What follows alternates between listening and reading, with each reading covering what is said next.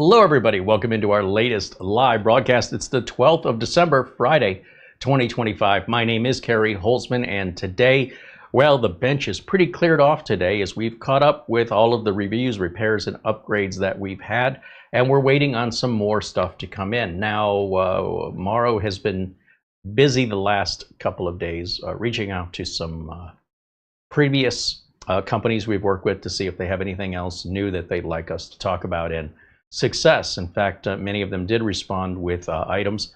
Whether or not we get them in time for the holidays, I don't know, but it is what it is, and that at least is something else coming in. We had a couple of other piecemeal things still waiting to arrive, such as the Comet KVM Pro and which I don't think will ship until Monday, and then the Orico Mini NAS, which I don't think will ship until next week as well. So I don't know that we'll get those in time for the holidays either, but rest assured, when we get them, we will absolutely do a review on them ASAP, along with the unboxing and just the overall impression of those devices. Those are brand new to the market, so they're not going to be perfect. They're probably going to need a little polishing. So we're going to not have expectations too high, but you never know. I mean, I would rather be impressed than disappointed, so I'm setting a low bar here, given it's a brand new product. And then we've got some other products coming in, some pretty high-end products actually that manufacturers have been moving towards on the mini PC side. And those will be interesting to take a look at, because these are machines that are, in the $2,000 and up range, and they're incredibly powerful. And while that might sound like a lot of money, $2,000 is a lot of money, but not when it's a $3,000 computer. All of a sudden, $2,000 doesn't seem so bad for a $3,000 computer. So that's a bit of some examples of what's coming. Also, well, first, before we get too far into this, let me say hello to everybody hanging out with us in our chat room today. Today's session will be a Q&A session, so if you have technical questions or anything related to computers you want to ask me about, feel free. If I can't answer it, I will. Eugene Eldago is our first one to say hello in the chat, along with Darren Belmore and Francisco Horna. I also see 3D Everything and Scott, David Graham, and Ron Barnish. There's Kevin Lanthier and Sean Skinner joining us. Eddie Casanova says hello. Ben Laird says hello from Scotland. Ron Barnish is now a member for 40 months. He says another month in the books. Right on. Thank you for renewing membership, Ron, and for being a member for 40 months. That's awesome. Bike Man says hello, as does Al Perez. And Mark Gaines renewed membership, now a member for 43 months. Mark, of course, joins us from Northern Ireland. He says hello, Carey, Mara, and everyone in the chat. Andy W6AD says hello, along with Richard DeFries. Doman 2000 and Jonathan Fells. I also see Dazzle 555, Jim Kenny, and I think I'm saying hello to everybody. A shout out to our good friend Buster, who sends a very generous Amazon gift card prior to the show starting, and he'll be tuning in later. And a shout out to our friend Buster when he sees the video, and thank you as always for your continued support, your generosity, and of course, most importantly, your friendship. I was looking at some Christmas markets on YouTube that they have all throughout Europe. We don't really have them that I'm aware of in the United States. And Buster said, hey, we have those in Edinburgh. So I looked it up, and I'll be darned, they do. And it's a little different. There's a little bit more amusement rides. What I'm most interested in the Christmas markets are the food. Not that they didn't have that, but the selection of food that I see in the German markets in particularly, it's just stall after stall after stall of everything from French crepes and Belgian waffles and Mexican tacos, and they have everything. Norwegian specialties and of course the German bratwurst sausages. Polish kielbasa. It's like it represents the world there. It looks absolutely incredible. And Edinburgh looked more, well, first of all, it's pretty. It's very beautiful, almost surreal, the way that the Christmas market looks in Edinburgh. And usually the Christmas markets will have like a Ferris wheel, but they had all kinds of little rides and stuff, big rides, which I wouldn't be there for the rides personally. I would be there for the food, but I wouldn't say I wouldn't be interested in going. I absolutely would be. And especially at night when it's all lit up, it's magical, the Edinburgh Christmas market. So thank you for letting me know about that, Buster. Thankfully with YouTube, you know, I don't have to travel. I don't have to look at somebody's photos. I can pull up somebody walking right through the Christmas market in full 4K HD on YouTube for free, damn near being there. And I don't have to deal with the cold weather, which I would like that. Mara, not so much. But it's on my bucket list. I would love to see the Christmas markets all throughout Europe. But if you've got a Christmas market near you, if you're in Europe, I consider you very lucky. Just seems like a fun experience. All right, 2025. I want to tell you that for me, a trend I noticed throughout this year, and it started back around January, February, was misinformation. Misinformation from otherwise reputable sources. A lot of reputable sources, or sources I had ranked as reputable, lost their ranking this year. Sources that could be trusted, like Tom's Hardware, can no longer be trusted by me anyway. There's too much gossip, there's too much rumor, there's no technical editor anymore. It just seems like they publish to publish. It doesn't matter. I mean, this could be a good thing if you're looking for a job and you're like, I don't really know anything about tech, but I like to write. Tom's Hardware will probably hire you. It doesn't really matter if you know what you're talking about. And then other people will read your articles as though you know what you're talking about because it's coming from Tom's Hardware. So Tom's Hardware has diluted their reputation in the industry, and they continue to do so, even most recently.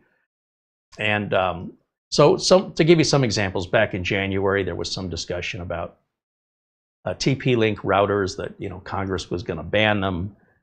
And well, that issue has not officially been put to bed or resolved. It also hasn't been discussed any further. So we've gone almost a whole year. And it was just people in Congress going, I wonder if there's something here. And then everybody took off with that, publishing-wise.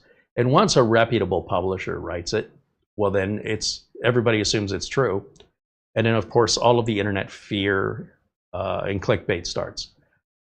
So that's how we started the year. Then in February, there was this announcement that a hidden microphone was discovered in the Nano KVM. It's one of the single dumbest, most ignorant, lacking of any technical knowledge, written up articles I've ever read in my life. And people latched onto it. Yes, there's a microphone on the board, on the little tiny Nano KVM, not the Pro, but the regular one. You say, well, why would they do that? Why would they put a microphone on? They didn't put a microphone on it. But you just said there's a microphone on it. Yes, they don't make that board. If I said to you, I have a Raspberry Pi motherboard, and you said, why do you have that? What's my answer going to be? Somebody tell me why would you go out and buy a Raspberry Pi motherboard?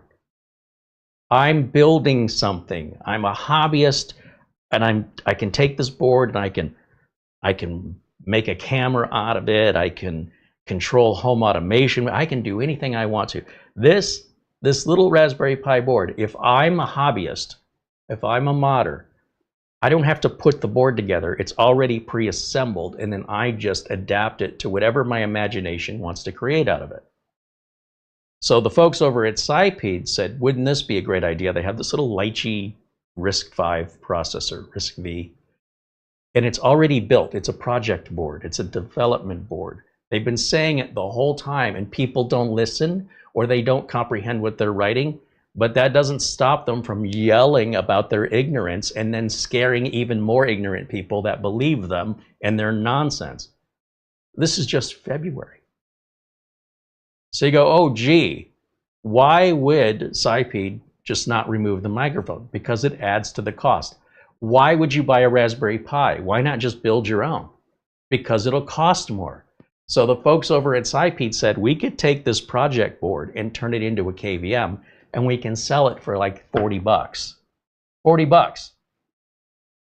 $40.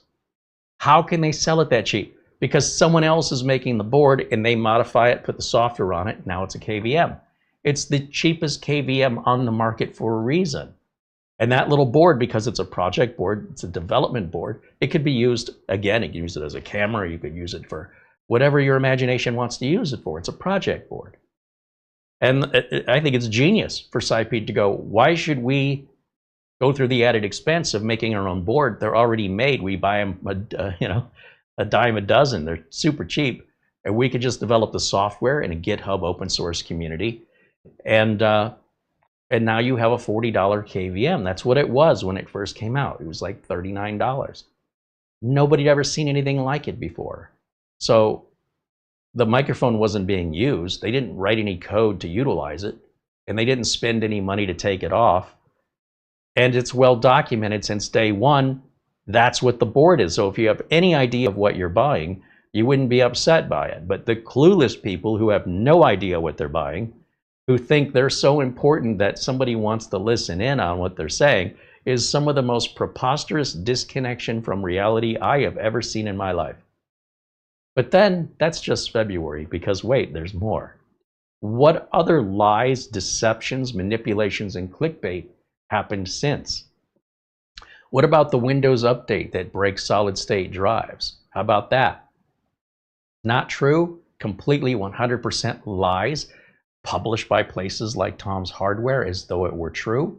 And again, another example of why you can't trust Tom's Hardware anymore. They've lost all technical credibility. If you want to hang out with a bunch of your friends and gossip about stuff you know nothing about, it's not illegal. But when you start, if you have a reputation in the industry as a source for accurate information, especially when it's technical, why would you just soil that and throw it away for clicks? Because Tom's Hardware did it again.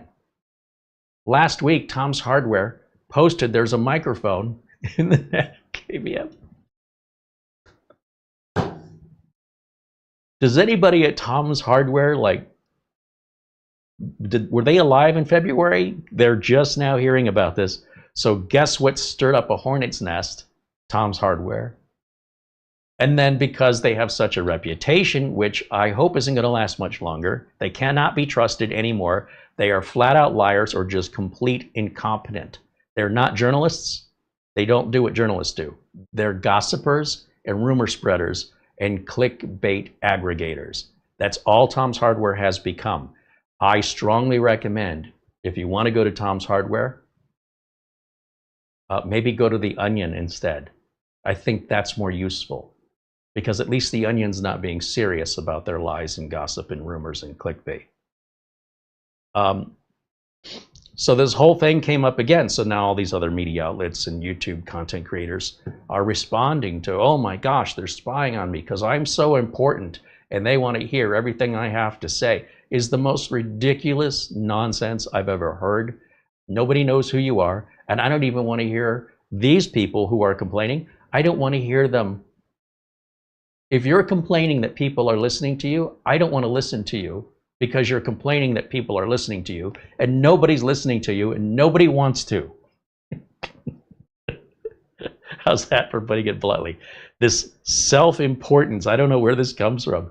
And furthermore, when the device is next to a big server or a computer, it's usually there's fans running, and nobody, by the way, has really demonstrated this. Like, well, they could use that microphone to hack. Well, show me. If that can be done, show me.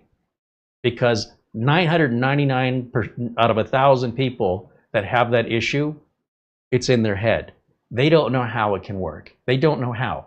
Well, I read online it could be done. Show me. Show me. Let me hear the quality of the microphone. Let me see if I can make out what you're saying. Hack it yourself. Show me. You said it could be hacked, so you go ahead and hack it, and you show me a demonstration of a hacked nano KVM with a working microphone. Don't point me to a video. No, no. I want you to do it. Well, I don't know how to do that. Exactly. And that's why nobody really cares about what you have to say. It's just the most preposterous nonsense. And the reason it's upsetting is because I personally never seen more nonsense in my life on the internet than what I saw in 2025. And I'm afraid. I'm afraid that in 2026, along with the advent of AI, this is going to triple or quadruple in the amount of misinformation. Once people get numb to being shocked and clickbaited, then when the real information comes out, no one's going to listen to it. When there's real danger, no one's going to believe it. It's the old story. It's a couple of old fables I was taught growing up as a very small child that these people never learned, and their education system and their parents have failed them. One is Chicken Little. If you don't know the story of Chicken Little, I strongly recommend you read it. I'm sorry, it's written for a 3-year-old, but you should have a 3-year-old's knowledge, at least by now. There's also the story of the boy who cried wolf. This is another very important fable, and it is taught to children, or it used to be, at a very young age. So if you just go ahead and read those 2 real short stories, I think you could be a much more responsible adult. If you understand why those stories exist, then you wouldn't want to be a part of that. You wouldn't want to be the subject matter of such a book, would you? Let's take what this adult's doing and let's teach it to 3-year-olds and teach them not to do what the adult is doing. Is that something you strive for? I don't think so, but it is what people are doing online right now, and it's happening en masse. We continue to see so many lies, so much misinformation, some of which is malicious, some of which is ignorant, and some of which is just there to make money.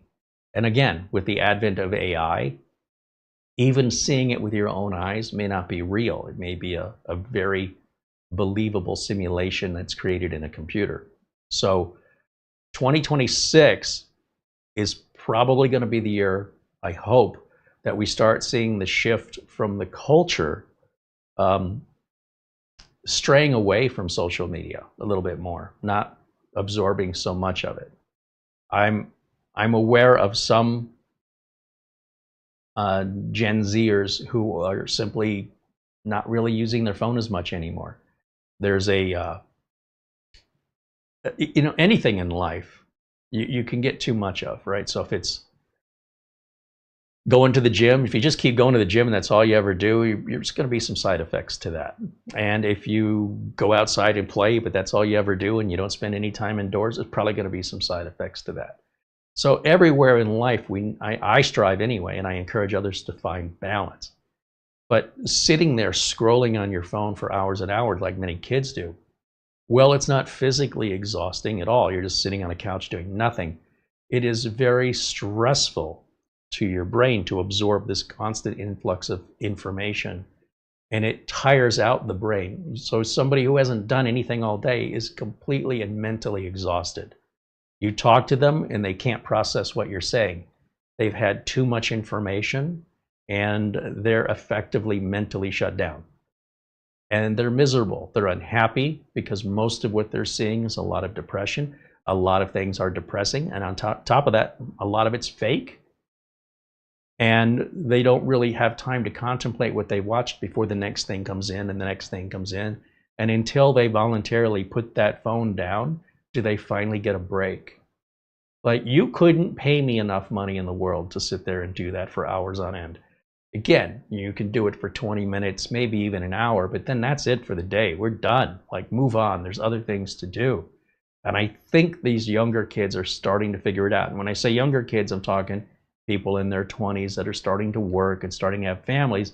They don't have as much time to play on the phone. And if they don't want to lose their jobs, in many cases, your phone needs to be turned off at the workplace. So if you're caught using your phone during working hours, then you might just not have a job, and then you're not going to have a place to live. And it was all for what? So you could watch 2 squirrels fighting over an acorn? Save it for later, Not only that, but then there's the stress of, oh, is the boss going to walk by? Right? You're just stressing yourself out, and it causes a fatigue, a mental fatigue that we're doing to ourselves. So until the culture and the behavior of the culture changes, My concern is if 2025 is the worst I've ever seen personally, what's 2026 going to be like with the advent of AI and the popularity of this type of clickbait? Because there's money to be made. When somebody sees money to be made, others want to make the money too. So it encourages more people to do it. But what they can't control is whether or not their stuff gets clicked. We have to resist the urge to click that teaser. And if we do click it, once we realize it's just clickbait, immediately get out of it, because content creators are paid for how long they can keep an active audience. So if the audience is only there for 10 seconds, it's really discouraging for a content creator. So they're not going to make much money off of that. So anyway, just food for thought in what's coming up this year, and be prepared for it, and be very skeptical of information online. And that includes even outdated information, like the whole nano KVM with the microphone. That was back in February. That was all resolved 10 months ago. Why is Tom's Hardware picking it up now? Are the journalists that bad that they don't know how a Google search works? And all the people who complained, did none of those people who were so worried about it bother to go read the documentation? Because the first page on page 1 of the SiPeed Nano KVM explains it's a development board. There's even a diagram showing you where the microphone is. There's no secrets here, and an open source GitHub community. Now, granted, there were some on the original February article that I'm referencing as the start of all this. There were some legitimate security concerns, none of which had ever been exploited, but were potential. And so that was immediately addressed by the community and fixed. So we're talking, what, March maybe? That was all addressed. There's no justification to bring this back around and start throwing SiPeed under the bus when they haven't done anything wrong. Nothing's changed. But it's tough to be a company, and especially in America, if you're a Chinese company, there is a disgusting discrimination with Americans and Chinese, and it just disgusts me. Just because something comes from China doesn't mean they're out to get you. In fact, almost everything that's electronic that you have in your house is made in China. And believe it or not everybody in China is out to get you in America and Western Europe. They're just working a job like anybody else. Not every one of these companies has secret ties into the government. But they could. Well, so could you. Don't buy it. No one's forcing you to buy any of this. So don't sit there and then make a bad decision and then blame someone else for your lack of doing any homework before you bought it. If you didn't know what you were buying, the only one you should be mad at is you. If you feel like it's still possible and it's still a thing and this is unacceptable, don't buy it. In fact, you should probably take yourself offline altogether, because the internet is a dangerous place and it's getting more and more dangerous. You cannot protect yourself. I promise you, you can't do it. You can reduce the odds of becoming a victim, but so long as you're connecting online, there's only so much you can do. You cannot guarantee that you're not going to be a victim of identity theft or hacking, or some company that you did business with got hacked and they have your information and you didn't do it, but they let your information out because of poor security. A hacker got in there, now they have your identity, now they can do things to you.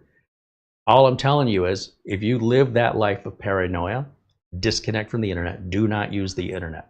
It is not right for you. You cannot secure yourself in such a way that you will never ever be a victim. If you truly believe you can, then you're delusional. Then you're just choosing to see the world that way, but that's not the way the world works. So there is a certain amount of risk that comes with having freedom and choices, and we accept those risks in exchange for the benefit of having those freedoms and choices. But if you're incapable of really understanding what a real threat is from an imaginary one, then maybe your best bet is to not get involved at all. It's a real simple solution. So I'm not quite sure what else to say on this matter, other than it's profoundly disappointing to see the amount of culture that is entitled to what they feel the world should be. Somebody feels like an airline treated them unfairly because they had to fill out a form everybody else has to fill out. But for some reason, they think that is unacceptable. Well, what you have to keep in mind is it's not just you that has to fill out that form. Everybody that is in your position trying to do what you're doing has to fill out that form. It's nothing against you, and you don't have a right to get on an airplane. You don't have a right. If you want to get on an airplane and you want to pay the ticket and you want to engage as a customer, that is your choice. If you think that that airline makes you fill out a form because they want it, they don't want it. The government is forcing them to do it. So any airline you choose would force you to fill out this form, as they would anybody else. They're not segregating you out. Furthermore, you could take a boat, you could take a train, you can drive yourself, take a bus. You could charter your own plane and make up your own rules, all right? But if the government requires that form regardless, you're still going to be filling that form out. So there's a disconnect, especially with younger people, that they should be able to have what they want, and no respect for the business owner and the terms and conditions of engaging in a transaction. And it's frightening simply because the amount of it that I see online, which I would hope maybe some of it's fake and it's not real, maybe some of it's sarcastic and it's a dramatization, but it sure looks real to me, and it looks like a complete disconnect from reality. So I think that's a side effect of being online too much. It affects us mentally in the real world. And I'm hoping that 2026 won't be worse. I'm hoping at some point there's a wake-up call and people see the value of actually being alive in the real world rather than existing in a digital one for too much time. A little balance, that's all I'm saying. A little bit of this, a little bit of that, you know. Variety is the spice of life. And too many people are addicted, and it's the mental health situation in America is pretty bad right now. You know, never mind the influence of drugs, which has been a thing forever. That's not easing down either. But the idea that people can now be influenced through social media is in itself the effect of a drug. And that addiction of having to go back and keep getting more information, it's an addiction to information. Even though a lot of the information is just noise and garbage, it can be hard, especially the more you get, to filter out. It becomes too much, it becomes overwhelming. And to filter out what's nonsense from what's real can be very deceitful. So instead of placing yourself under that stress, just stay away from it or go on a bit of a social media diet. We've seen that happening on YouTube. We've seen so much has changed with regards to viewer interests. The platform itself does not get the views it used to get. So people that used to get their media on YouTube aren't getting it there anymore. The interest in certain subject matter, like building computers, it just seems to have waned almost back to the hobbyist days. The average person doesn't seem to care. Even when you talk about computer repairs, those videos used to do really well. I think every repair possible has been filmed and is archived on YouTube. I don't think there's anything more to add. Seriously. Like at some point, if you're a viewer, you'll start seeing the same repairs and same symptoms and same fixes, just different content creators remaking the same content. At some point, there's only so many possibilities. And, you know, I theorize that maybe we've crossed that bridge, and that you just need to type in the right search words to look what you're looking for, or start using AI, which will find it for you in many cases. It's so rare that we have anything new to discuss. Computers haven't introduced anything new in some time. That's mind-boggling. Things get smaller and faster CPUs, larger and faster capacity solid-state drives, faster networking, faster Wi-Fi. Not a whole lot in development for web cameras, not a whole lot in development for alternative ways to use the computer. And more the phones get more powerful, and people at home especially realize they don't even need a computer anymore. Therefore, any computer-related content online is really of no interest. That it used to be to them, but not anymore. There's conventions. There used to be, well, I suppose there still are. There the conventions used to be really popular. And I mean conventions for all different sorts of things. One that seems to be dying is they have a pretty big steampunk convention in Tucson, Arizona. And the vendor size and the size of the attendees is dwindling. I don't even know if they'll be able to hold it in the future or in the near future, because if you go and you look at the average age of the people that are there engaged in that as both vendors and participants, they're mostly older people. There's not a whole lot of young people that are interested in it. And so when those older people can't go anymore, where's that going to go?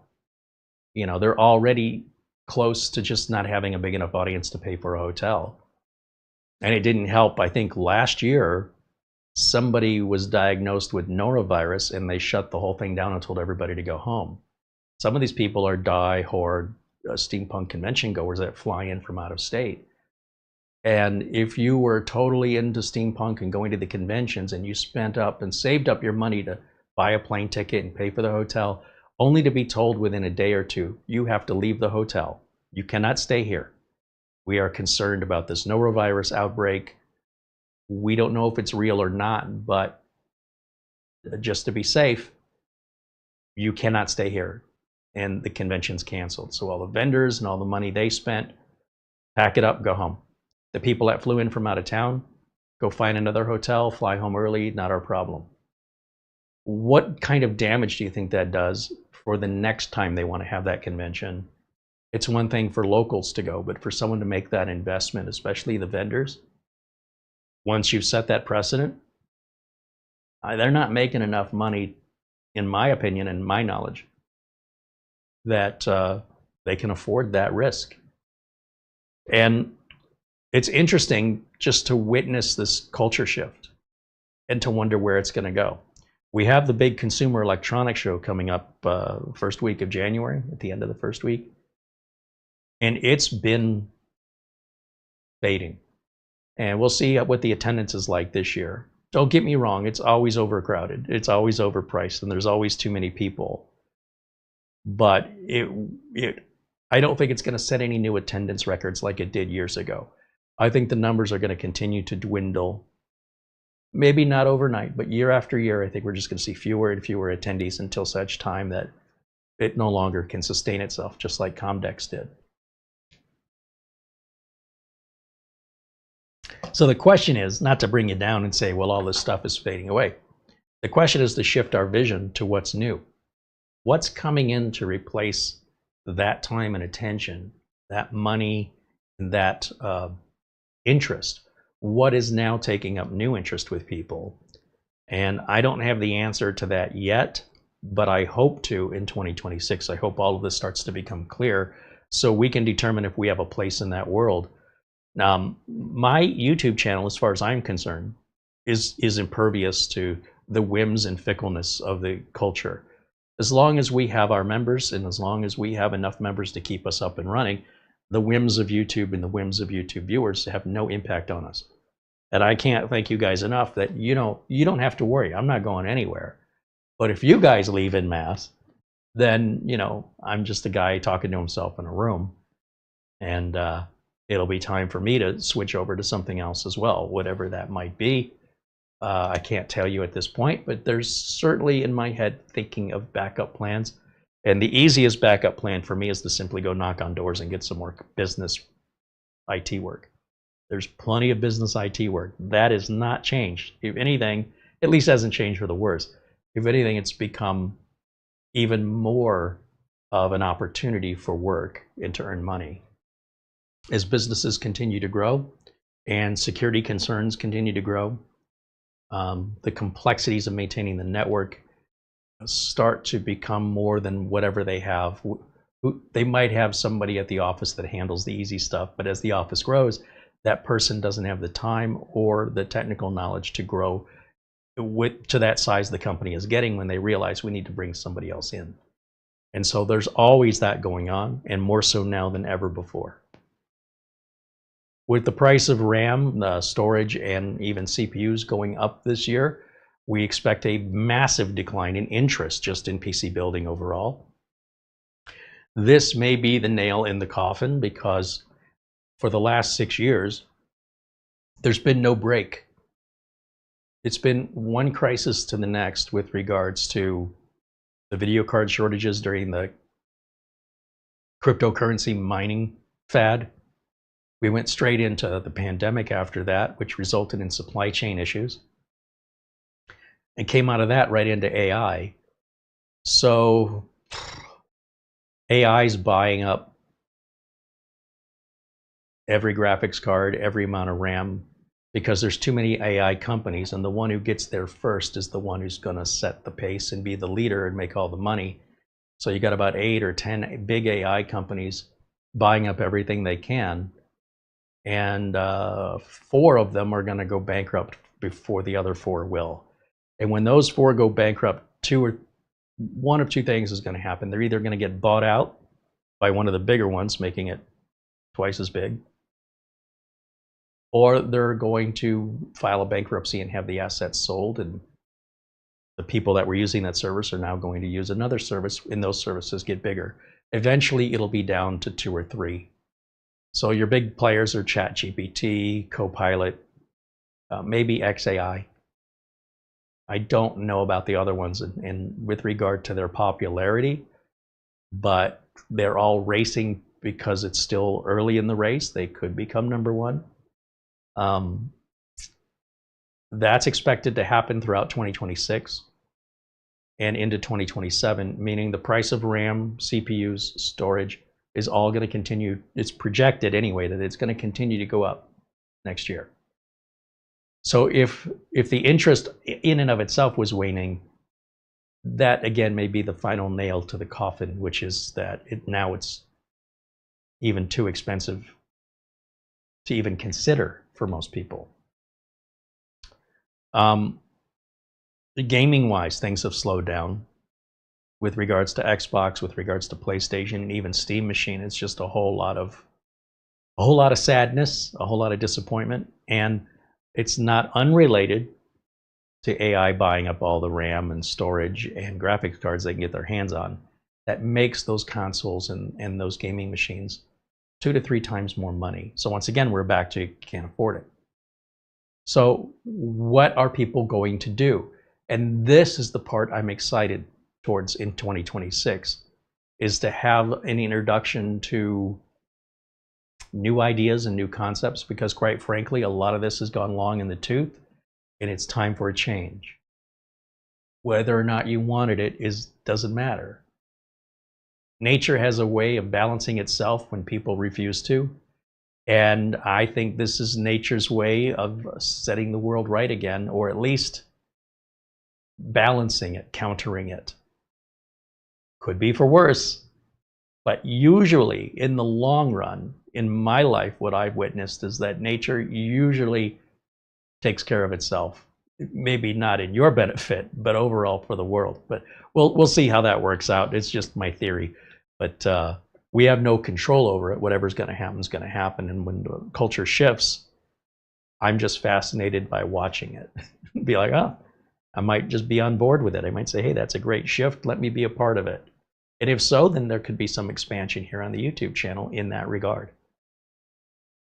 So yeah, we're heading into interesting times with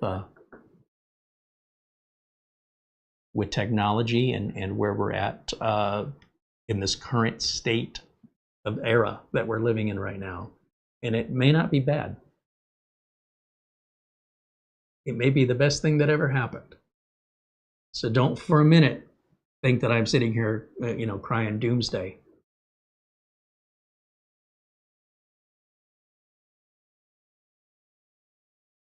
All right, looking in the chat here.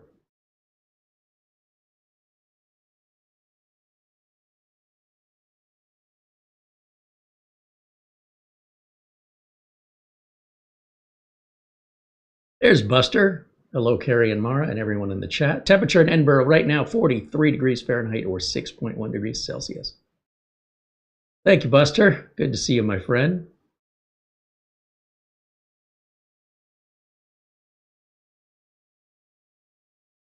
Thomas Mac T joins us, says hello. Dustin Fuller saying hello. Bikeman wants to know, is it safe to use my HP Omen 15 gaming laptop?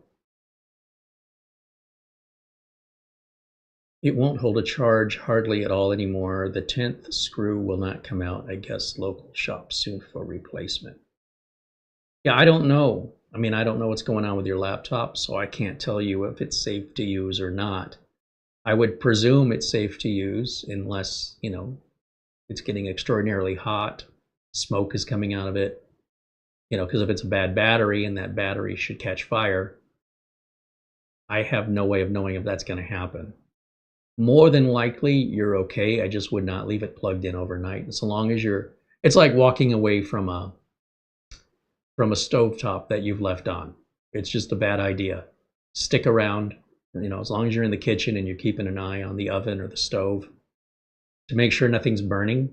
Or, you know, there's certainly enough photos on the internet of people that have forgotten they had Tupperware or something in their oven, and they preheated the oven without checking it first, forgot, or didn't know someone put something in there for storage, and then it all melted onto the racks by the time they came back and checked. Or a laptop, there's pictures of laptops that have the entire bottom of them burned out in the shape of a stovetop burner. Gee, I wonder how that happened. It's not from sitting it there for 2 seconds and going, oh, that's from setting it there and walking away. So I think if you're there using the laptop when it's plugged in, if you should see some smoke or smell some burning, you could unplug it and react before anything happens. Or if something happens, you know, get it outside and throw the water hose on it. Whether or not that's worth fixing, it could cost more to repair that than to just buy a used one on eBay. Just saying.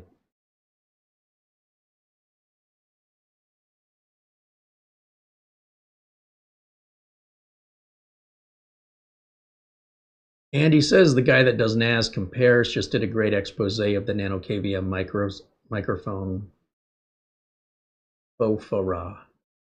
Yeah, NAS Compares did, and so did Geerling guy, Jeff Geerling, did a great response where basically he says, you know, we've already talked about this. We've already been down this road. We've already said this 10 months ago back in February. We talked about it, and we're going to want to just remind, and he says it a lot more gentle than I do, but just basically, just like in February, this is nothing here. The information that's being published by these quote-unquote journalists is either irresponsible, poorly, if at all, researched, and poorly, if at all, understood by the person writing it. And it's very nice that NAS Compares and Jeff Geerling, who don't work for SciPede, have represented SciPede in order to fix what is a gross injustice of the mob mentality that exists online, particularly against products that come from China. I think anybody who behaves that way should be ashamed of themselves. Because if you take any race of people and you pigeonhole that race of people into a certain behavior,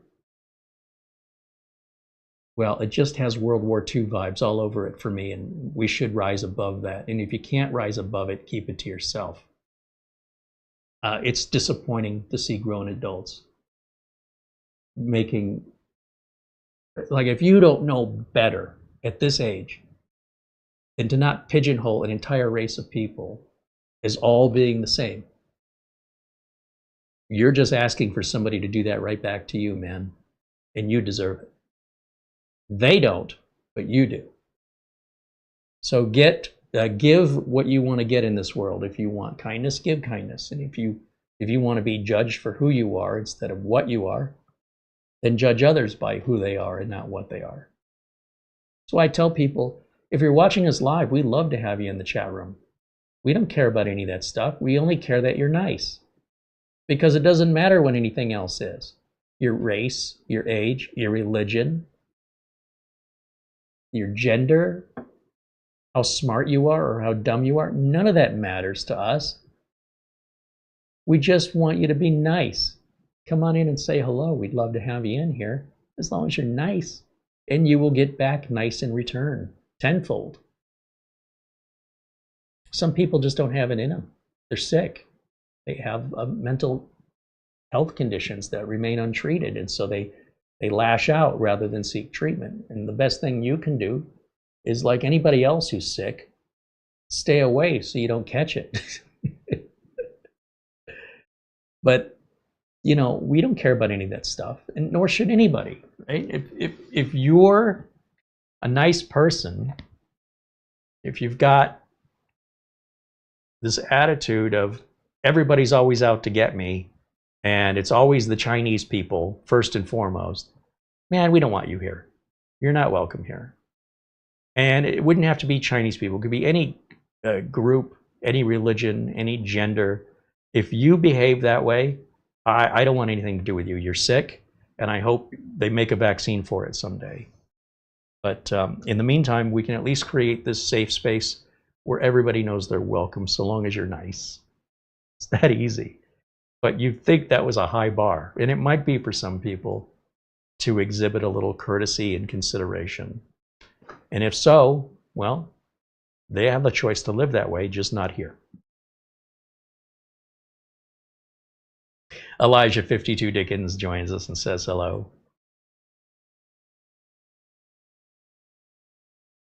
Doman 2000's telling Bike Man he's got several old laptops which do not hold a charge anymore, or barely.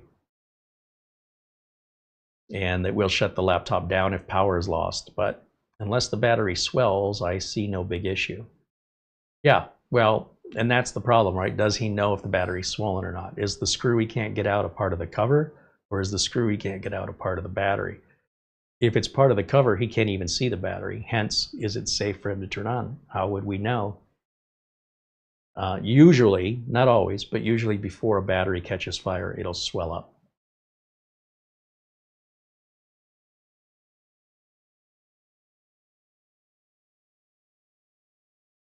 Caniac 44 says hello from North Carolina. Welcome into Caniac.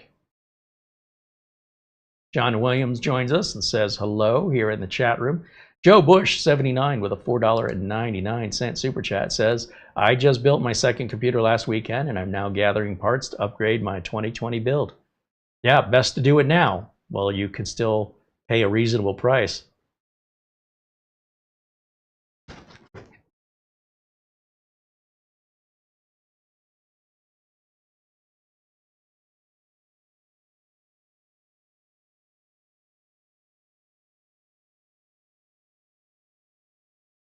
In the chat room, 2278272 says, I'm from Croatia and I love America. I can't imagine banning VPN. I don't know what any of that has to do with America or YouTube. You could see my videos without a VPN anywhere in the world. No country blocks my videos.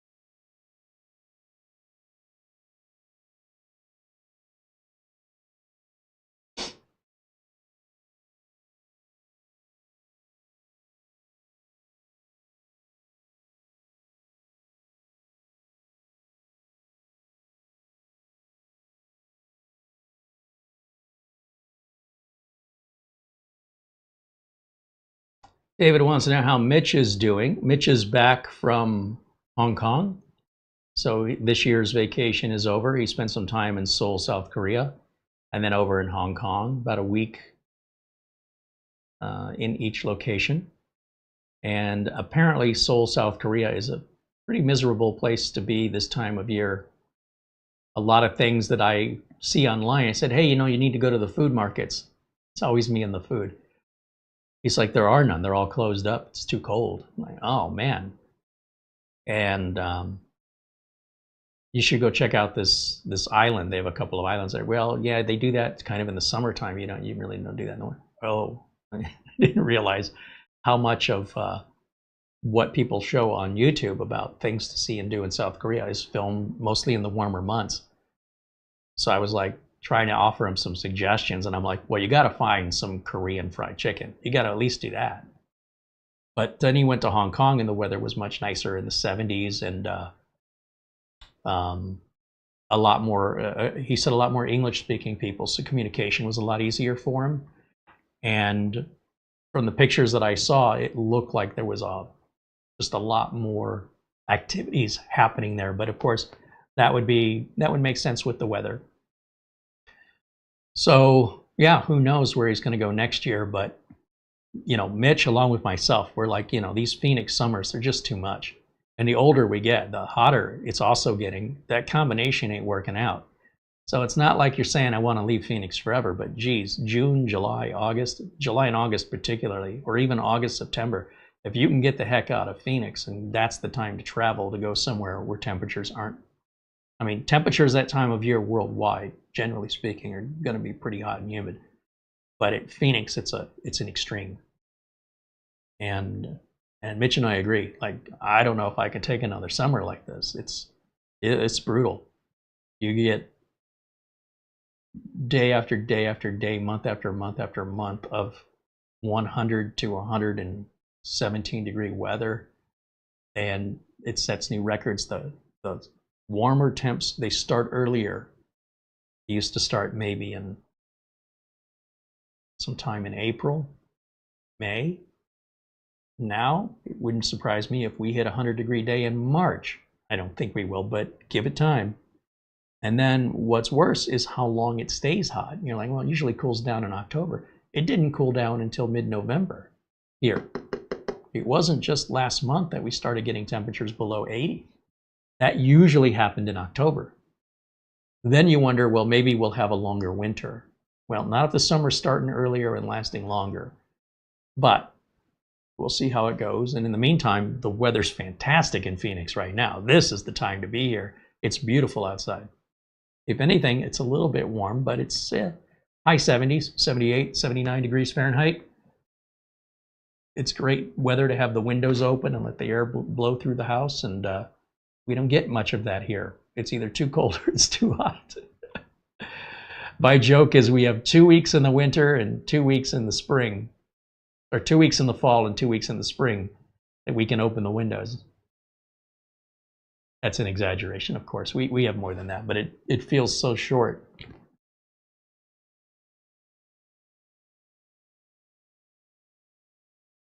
One of our viewers got the Minisporum NAB 9, and they wrote in to tell us that they were using it one day, and it's been running fine for not quite a year, and they heard a popping sound come from it. And then it wouldn't turn on anymore. And they weren't doing anything to it. They were just using it. It's not like they were in there messing around with stuff. And they have a voltmeter, and they checked the power brick. And the power brick was outputting the right amount of voltage. But as soon as it's plugged into the board, the voltage drops to basically nothing. So something in the board had failed. And they had written in to say, what do I do? And I said, well, you're going to reach out to Minisporum support. Explain the situation, and they'll tell you what the next steps are. And then let us know how that works out for you, because we want to follow up that. You know, there's no company that guarantees a product they sell won't break. The question is, when it happens, how do they respond? Do they ignore you? Do they come up with excuses? Or are they helpful? Because I want Minisporum to be helpful, but Minisporum doesn't know I'm involved in this at all. I just told the customer, just reach out to Minisporum, well, as a viewer, not a customer, and see what they tell you and let me know what happens. So Minisporum asked them to fill out a form and to take some pictures. And I guess they want to determine if it's something that needs to be sent in or if it's something that the end user can do themselves. So they need those pictures. So you say, okay. Then they said, they saw the pictures. They said, okay, go ahead and package this up and send it to this address. So all of this is like a week to 10 days just getting this far in communication. Sends it in, they get it. Now, I don't know if they repair it or if they send him a refurbished unit, but then they package up a new one or whatever that case may be and send it back to him. And he wrote me back and he said, just to follow up with you, the entire process was about 30 days between when this problem started and where we're at today, which is today I have a working NAB9. I put my stuff back in it. He had his own RAM and storage and stuff. Put it all back in there, fired up just fine, and he's happy again. So if you are buying a computer that is sourced from Asia, as Minisform are, I don't know where the depot is that you mail it to for RMA. And if you don't want to worry about stuff like that, then you want to stick with name brands like Dell, HP, Lenovo. Seriously, if that's important to you. Now, the odds of that even happening are pretty low. Most people with Minisform mini computers never experience a failure. But failures do occur as infrequently as they happen. Plane crashes also occur, but most of us who've ever flown in a plane have never been in a plane crash. But that's of little consolation to somebody who has been, or a family member of somebody who has been. It's not a perfect world. So the question is really not if a company has a bad product, but if a product goes bad, how do they respond? And Minisform did everything right. So far as I can tell from what I'm being told, I'm very proud of it, that they are who I think they are, that they do what they say they're going to do, and that extended time of 30 days isn't that far out from, let's say I had a bad stick of Corsair RAM, and I go to the Corsair website and I fill out the RMA form. I likely will not get a response on a weekend. Within a day or two, I typically get a response, which could be asking more questions, usually, and then they want you to supply maybe a receipt or maybe, I don't know, information they need, and then you wait a couple more days, a day or two, and then you get a response with an authorization number, instructions on how to pack it and where to send it. So then you pack that up and you send it off, and it's going to take about a week to get from one state in the United States to another state. Just on average, it's about a week. Once they get it in their receiving department, they're going to open it up. They're going to enter it into the computer that with your RMA number. They know what this is, why it was sent in, and where it needs to go. Once it goes to that department, then that department handles repair or replacement. That gets sent off to the shipping department, which will then pack and ship it no differently than if it was a brand new order. And within about a week after that, you'll get your product returned. On average, it's about 3 weeks in my experience. 3 weeks in total from the time you initiate getting it repaired to getting a replacement is 3 weeks. So for Minisform to do that in 30 days only is 1 extra week. I'd say that's pretty damn good. So I appreciate when people share real stories with real experiences instead of talking about what their friend did or what they read on Reddit. That's all just gossip, and I really don't care for it because I don't believe most of it. What I do encourage is if it's something that concerns you, that you advise the person that you're hearing this from to reach out to us. Don't speak on their behalf unless they specifically asked you to speak on their behalf. In which case, I need to hear from them to know that they're authorizing you to speak for them. So one way or another, if they can't be bothered to come here and look for help, then they're not interested in the help. They don't want it. And your implication that somehow these people have really had this problem and they aren't a part of the problem, they didn't cause the problem, and they're innocent victims, and you're going to stand up for justice, you're more than likely being lied to. When I say lied to, there's probably a lot more to the story that they're not telling. And if there isn't, the only way we can know is by having a discussion with them to ask those questions. And then based on those answers, then the proper procedure can be followed. But we can't just assume one side of a story is the whole story and then follow through with a procedure according to that, because that's what scammers do. And if you're sitting there thinking you're helping out some poor individual, and what you're really doing is acting as a mule for a scammer, how foolish will you feel? So I strongly advise you, if you don't know who these people are, don't get involved with them.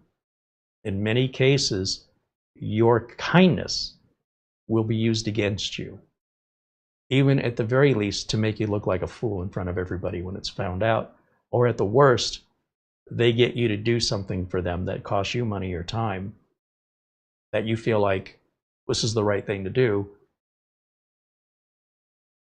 You know, there was somebody, I saw a video of a guy around the Thanksgiving holiday. They were giving away food to people in need. They have these food banks.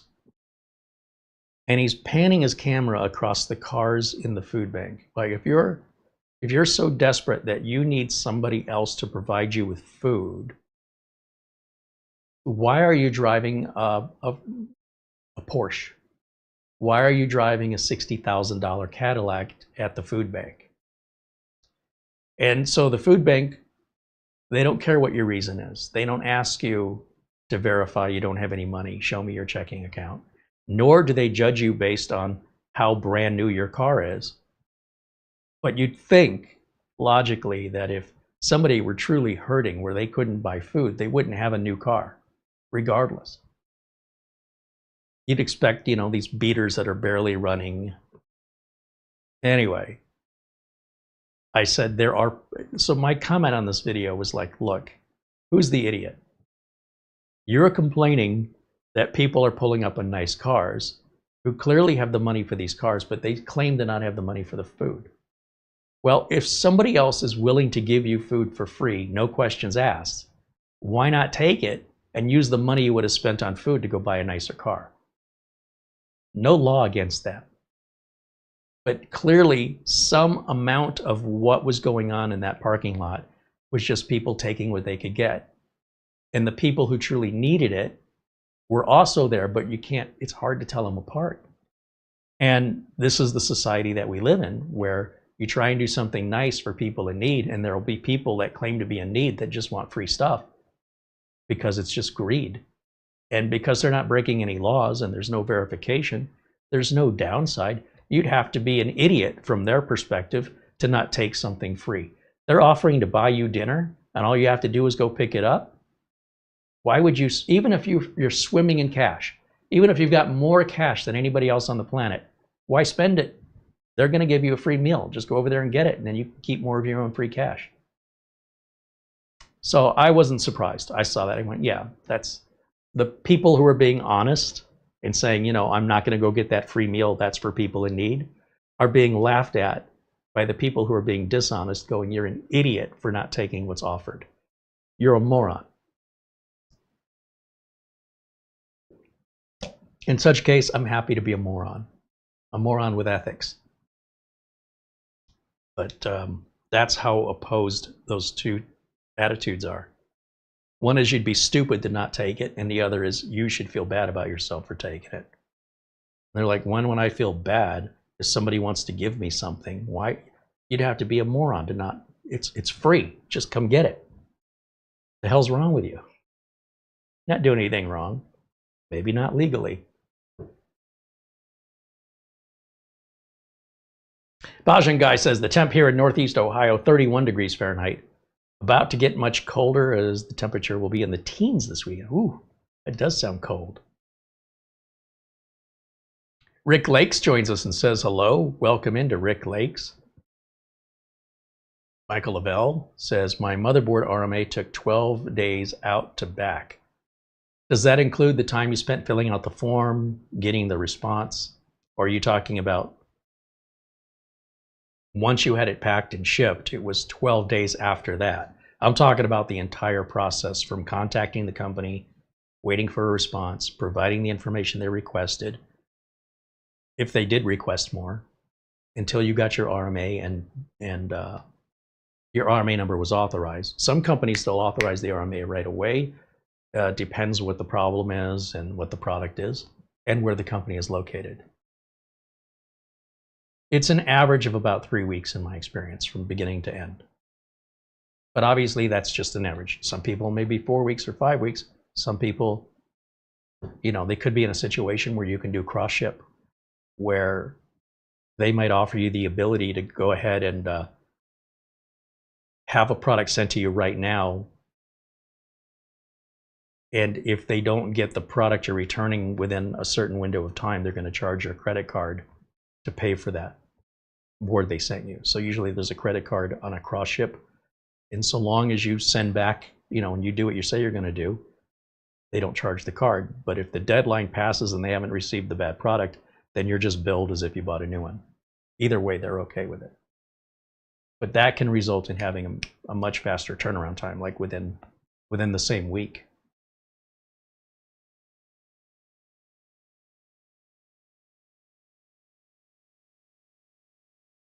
Mark Gaines said, I sent an Amazon gift card. Did you receive it?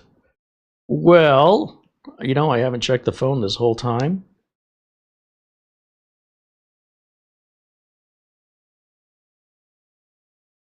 Of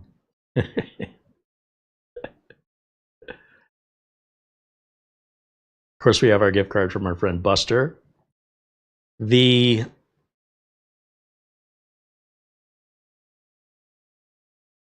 channel email that the gift cards are being sent to, the Showcase Create, that is all handled by Mara, who has an appointment today. She's not here right now. So she normally forwards those on to me. So I would imagine we must have it. Thank you for sending it. And Mara should be back anytime. And then when she is, she'll update me. But I don't want to get into the channel email and start messing around. She has a system of organization and processing that I don't want to interfere with. So I just let her handle that. And like I say, she'll probably be back, I don't know, 45 minutes or something. And then when she is, she'll go through the emails that have come in. But that's why normally you get a really fast response. That's why you're not getting a fast response right now. But thank you for letting me know, and thank you for sending the Amazon gift card. We do appreciate it. And we will do the traditional response as always once the person is here that does that.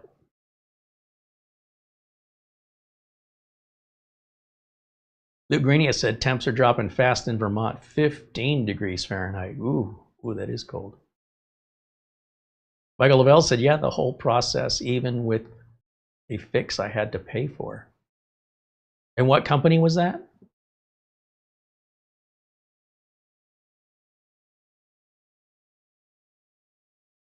Rajan Guy said, I didn't know you were flying solo there. It's like the old days.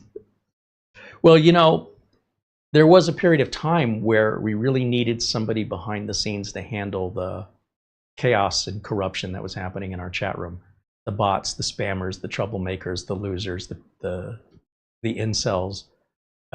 They've mostly gone away. Like, one of two things has happened. Either Mara has done such a great job that she has discouraged that behavior to the point where they just can't be bothered anymore, because they know the longest they're going to last in this chat room is about 1.7 seconds. So it'll take them longer just to get in here and type whatever nastiness than it'll take her to remove them permanently. The other thing that also could have happened, or maybe both things have happened, is that those people have moved on to other more productive things, or found other injustices in the world that they think they can resolve by their powerless and non-influential selves by simply being there. Who knows? Maybe some of those people just simply died. Maybe their poor decision making has led to them, you know, sticking their tongue in an electrical socket because they thought, that's unjust and I'm going to fix it. And now they're not with us anymore. That wouldn't surprise me. Give that enough time and Darwinism takes over.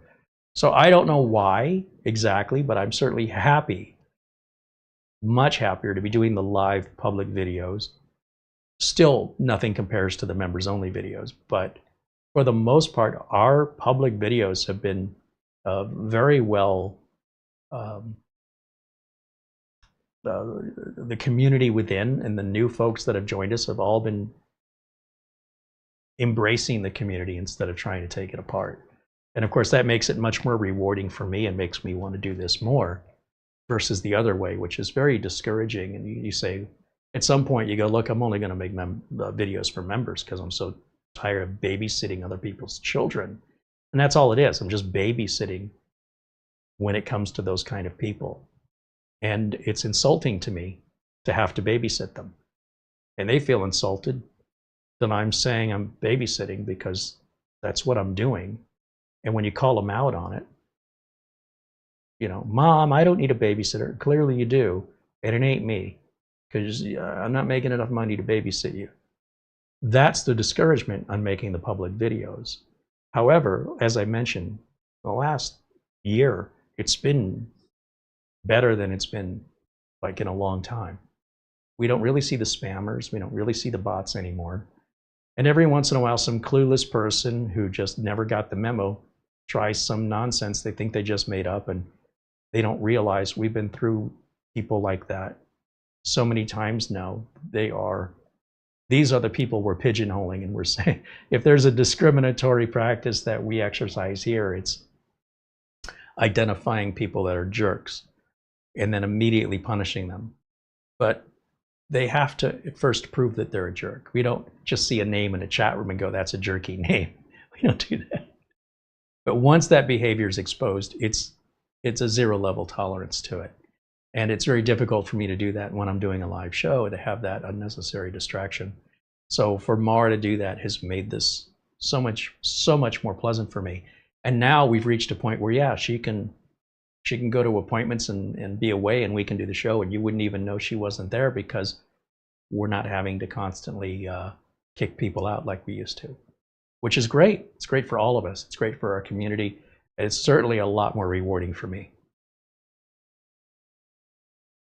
Todd Wickham joins us and says hello. There's Jay Power saying hello. Welcome in, guys. Midnight Club said, I'm glad I got my 64 gigs of DDR4 2 years ago for $280 because now it's over $800. Who knew, right? You never know. And it's going to get more. That's the prediction throughout 2026. It's going to cost more and more. Sometimes we just get lucky. It's all about the timing.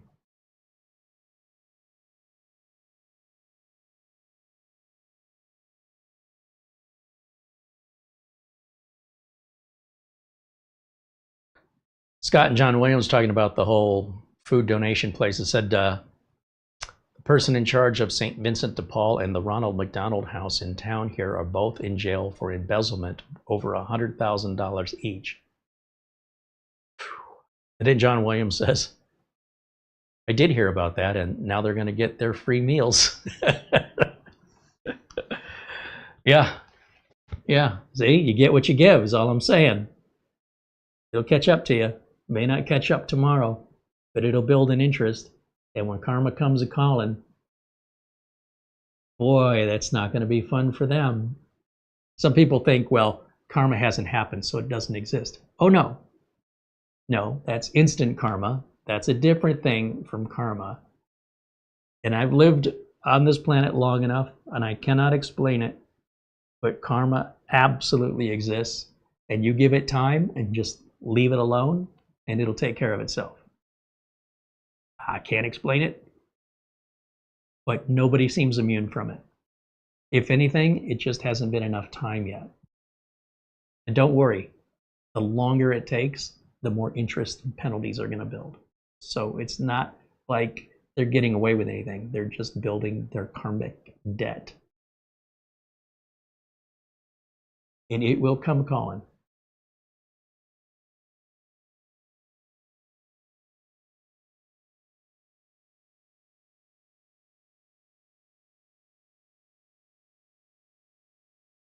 YouTube has made some more changes. Like my YouTube studio now looks completely different.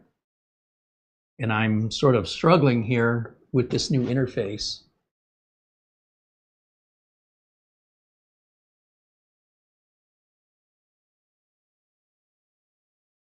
Yeah, there's a bunch of new buttons up here I haven't seen before.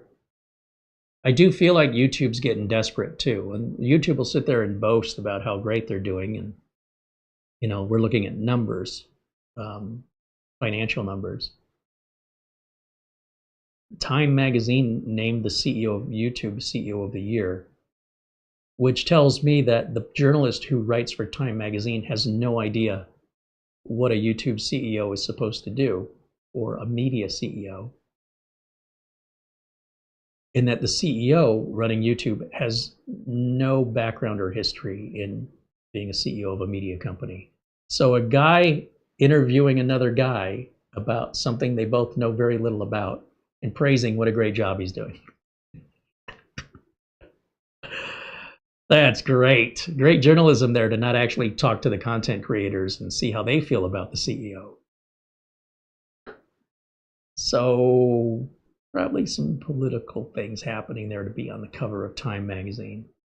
So they just lost some points with regards to any journalistic integrity as far as I'm concerned.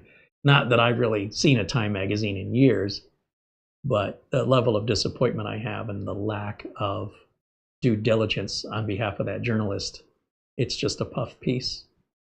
What a wonderful guy he is, and just so smart. You know, to be handed a golden goose and keep it alive is what an accomplishment. Tell us how you really feel, Carey. Mark Gaines says, Carey, I did a clean install of Windows 11. I optimized, updated the optimizer on my HP laptop, and I have no more TPM problem. That's great, Mark. And you got all your drivers put in, everything's good. If there's anything you need help with, you know we're here for you. I'm certainly happy to connect to your computer remotely and take a look at anything that still may be an issue after the reinstall. Just let me know. I'm happy to do it, and thank you for the update. Michael Lavelle said the company he dealt with was Asus, and he had to send the board twice. They didn't in a plain wrapper. So what do you say you sent it twice? I don't understand. You can't send the board twice and get a replacement in 11 days. Like, how's that even possible? If you sent it once, it probably took at least 3 days to get there. If they sent it back because you didn't wrap it right, it took 3 days to get back to you. Then you fix the packing, send it back again, that's another 3 days. Then for them to unpack it, replace it, that's another 3 days back to you. And that would be like the fastest. I mean, unless you paid for overnight shipping, but for the cost of that, you probably could have bought a new board. Mark Gaines says the laptop's working great, and thank you. And the desktop, is that working good?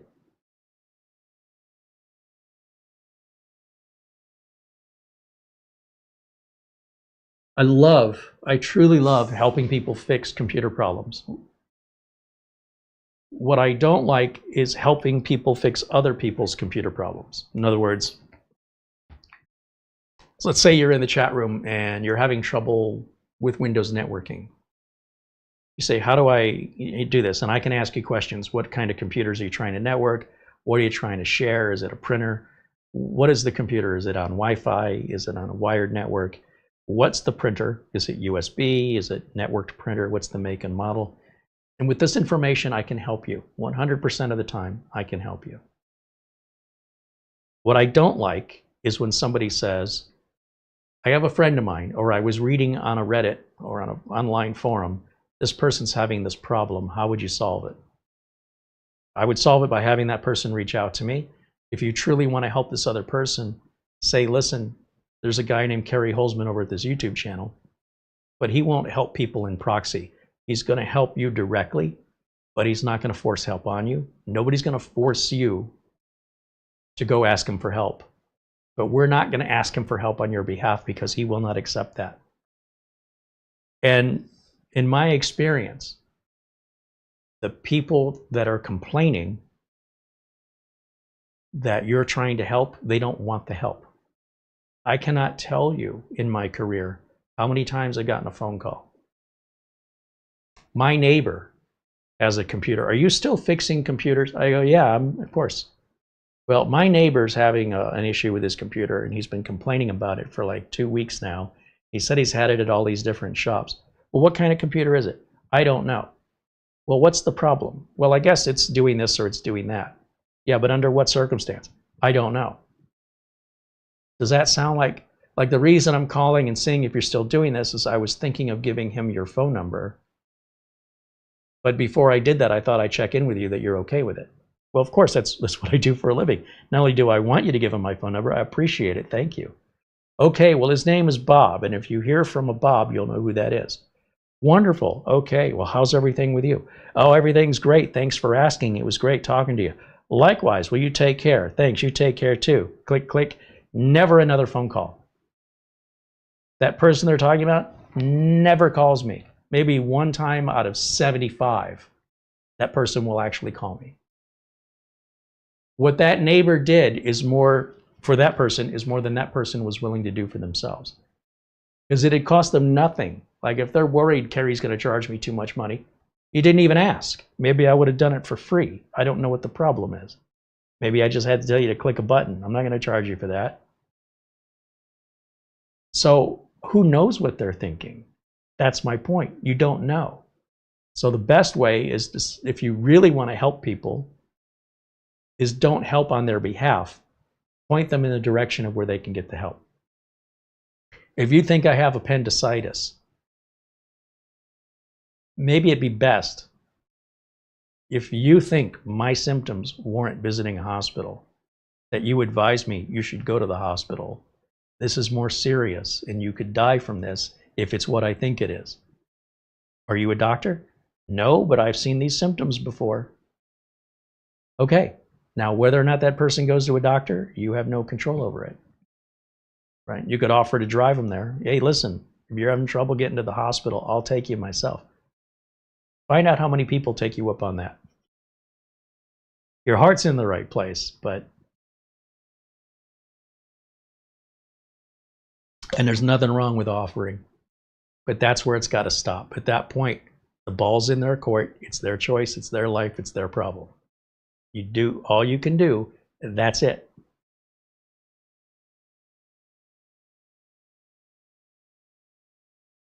Mark Gaines said, the desktop is working. I'm waiting on Corsair to get back to me about my RMA I did for my all-in-one. That is just crazy to me that that's the second RMA on that all-in-one. Crazy. 227-8272. I want to contribute a little bit to this channel. Is PayPal the way to go? Well, you can contribute lots of different ways. Amazon gift cards, but it has to be from Amazon.com. You can't use the Amazon in your country, because then I would have to spend the Amazon gift card at the Amazon in your country and it would have to be shipped overseas. But if you went to Amazon.com, you would create an account. You see, what a lot of people don't know is Amazon.ca in Canada, or .ie in Ireland, or DE in Germany. They're all different Amazons, and you would need a separate Amazon account for each of those countries. So someone's watching in England and they buy me an Amazon gift card from amazon.co.uk. It shows up in pounds and I cannot redeem the gift card because I don't have an amazon.uk account. But what you can do is you can do the opposite. You can go to amazon.com and create your account and buy the gift card. And it's in American dollars that I can redeem here in America. If you don't want to mess with any of that, if that all sounds quite complicated, PayPal is wonderful. Also, super chats, although YouTube will take 30% of anything you give and then hold on to it for 30 to 60 days before they send it to us. I'm not complaining about it. PayPal will take about 3%, which is a lot better than 30%. Amazon takes nothing. So if you send $10 via an Amazon gift card, it costs you $10 and we get a $10 Amazon gift card. And more likely than not, we're spending the money at Amazon anyway, so we can continue to buy products we want to review. Most of the products you see us review are not sent to us. Most of them we pay for. We're lucky enough to have some wonderful manufacturers that allow us to review products live. Most manufacturers don't allow that. They want us to follow a script. They want us to send them an edited, polished video with the talking points they want mentioned. Certain things they don't want mentioned. We have to publish by a certain date or we don't get paid. So that means we have to make any required changes that they demand or we don't get paid, and they'll never send us another product again. And then what you get to see is basically a controlled commercial instead of a real review. But that's how channels get big. That's where the money is. The money that comes from memberships is nothing compared to the money that comes in from sponsorships. So if Sony or Dell or Samsung wanted to promote a product here, it could easily be tens of thousands of dollars worth of revenue versus a couple $100 from viewers. And I understand that that's the world I've decided to live in, is that I'm likely not going to be very rich or very popular doing this. The system just doesn't, you know, if I make a deal with Samsung and Samsung says, when you review this phone, you're going to make sure that you follow these talking points, don't mention this or that, or don't compare it to the battery of last year's model or something, or, you know, whatever the case may be. And you have to publish it on the release day so that everybody else that's taken that deal, all of a sudden there's a bunch of videos Monday at 9 a.m. on this brand new product that just became available for sale, and yet somehow they already know everything about it. And it's a polished, edited, scripted commercial. It's not a review. And then in exchange for that, Samsung says, here's a big check. Thank you for playing. And we're going to use your video as a promotion on our channel as a testimonial. So people who visit Samsung who've never heard of you might watch your testimonial, decide they like you, and subscribe to you. So now you've got viewers coming in from Samsung's customer base in this example. You've got money coming in by the thousands by these large manufacturers that's nothing. And you've effectively stopped becoming an independent reviewer, and you're instead a media company making content on behalf of large companies. Well, I never wanted to make commercials. That's never what I wanted to do. As a result, what I've learned is that so long as I maintain that attitude, I will never be successful to the level of somebody who plays the game, because it's just how the system is set up to work. Our members make this possible, flat out. That's the only way this works, is with memberships. And you have no idea how grateful I am to have you guys as members. This would not happen otherwise. And this is why it's so rare to find a channel where they actually go and buy their own products, because the cost of those products is more than you're making. At some point, you're just out of money. You didn't do anything wrong. It's just there's no system like with the YouTube algorithm to promote that smaller channel. Every channel was a smaller channel.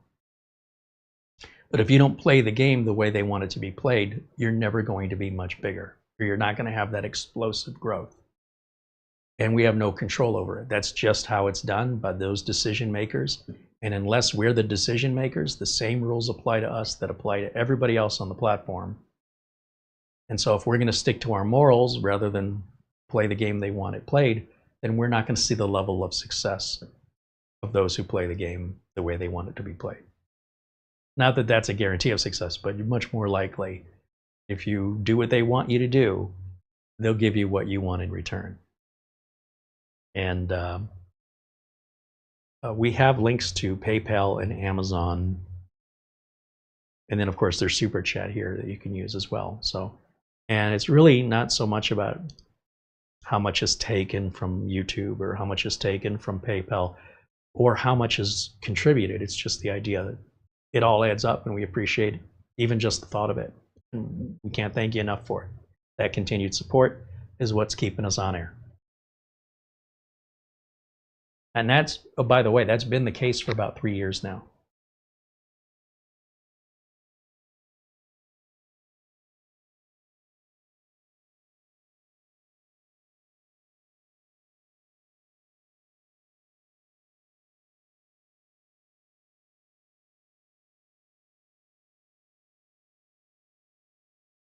Scott Messerschmidt joins us in the chat and says hello to everybody.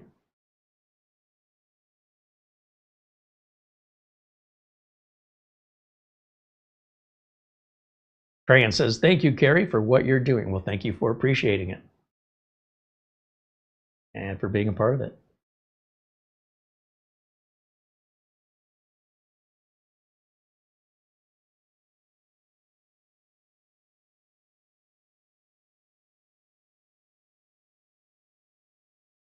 I hear somebody coming home from an appointment.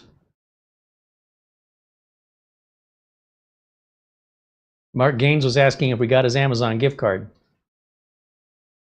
I just walked in the door, so no, not yet. I will get on that as soon as I put my crack down. See that? Don't give her a second to relax. In the door, back to work. Crack of that whip.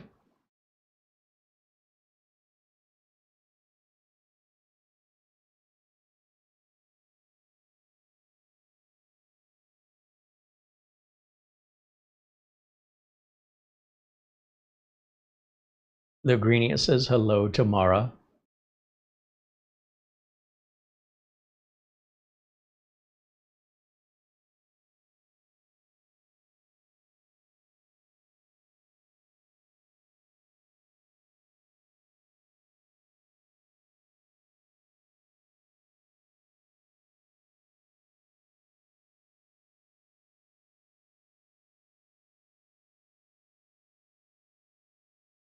Jim Kenny says the optimizer said secure boot is off. Should it be on? Well, so here's the thing.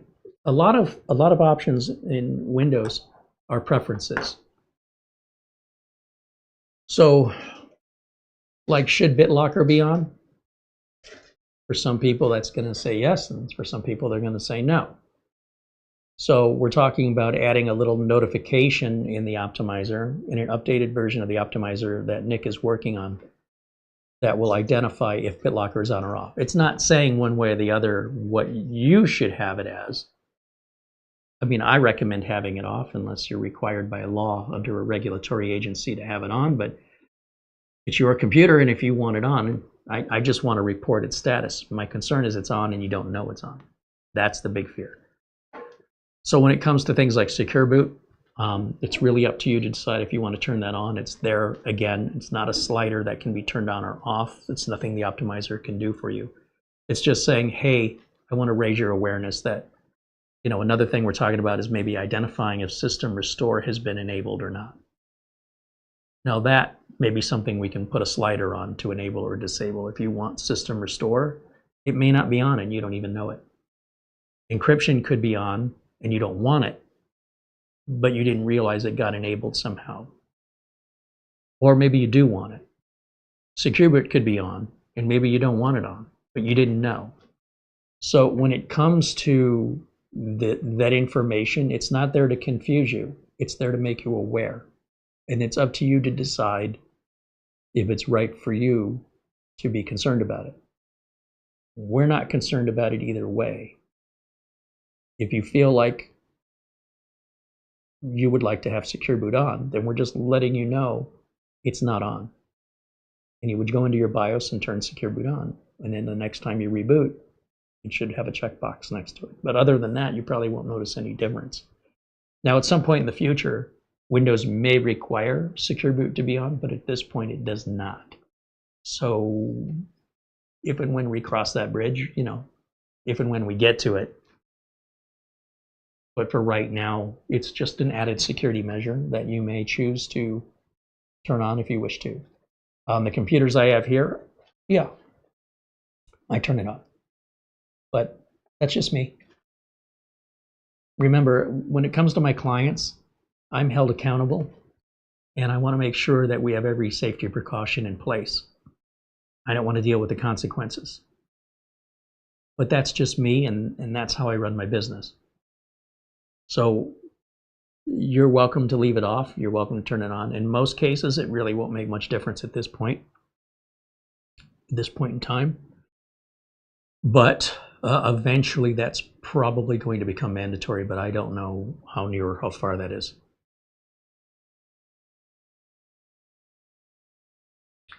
ROD411 says, hello, sir. What program do you recommend to stress test a CPU? I want to check if it's thermal throttling. I changed my thermal compound every year.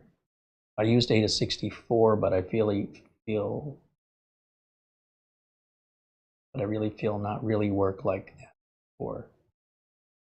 I mean, my advice when it comes to imaginary problems that I guess what I'm trying to say is, when people hire me to do jobs in the real world, you know, how I make a living doing actual computer repair, this isn't something people pay me to do. People don't say, for example, can you just take my computer and find something wrong with it?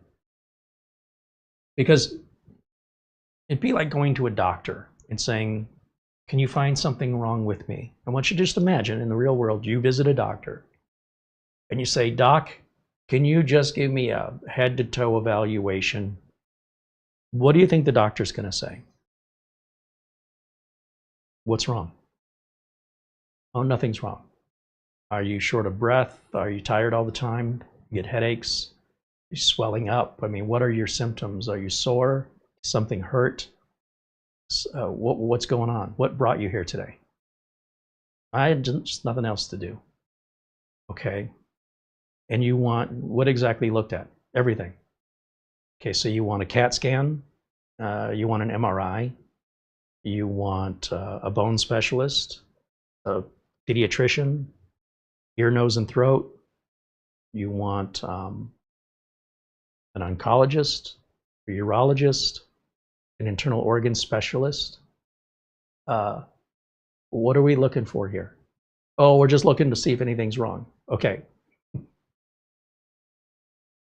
Where? Up here, in the middle, extremities. There's too many possibilities here. You draw your blood and we can take a look at your blood pretty easy, but we can't scan your blood for everything.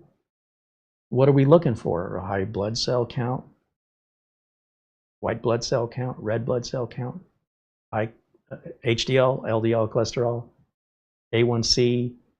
Are we looking for cancer markers? Are we looking for leukemia?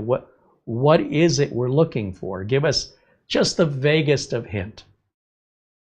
I personally think you are completely wasting your time wanting to see if your computer will overheat. In my opinion, you are wasting your time. When you put thermal compound on a CPU, that is good for the life of the computer. For the life of the computer. Changing it annually is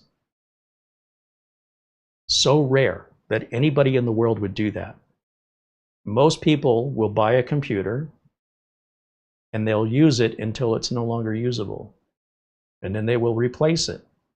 And that will probably be within 8 to 12 years. And in 8 to 12 years, that thermal compound is still fine. There's so much misinformation online about the role thermal compound plays. If it's on there, it's fine. The biggest difference thermal compound will make in your cooling is about 3 degrees. And there's a margin of error of about 3 degrees, just given the room temperature and operational testing atmosphere that changes naturally in the environment, that it's all an illusion, it's all a waste of time, and it's all a waste of money, in my opinion, and I'm just being honest with you. I would strongly recommend, and I cannot emphasize this enough, that if there's nothing wrong with your computer, don't fix it. There's nothing to be fixed.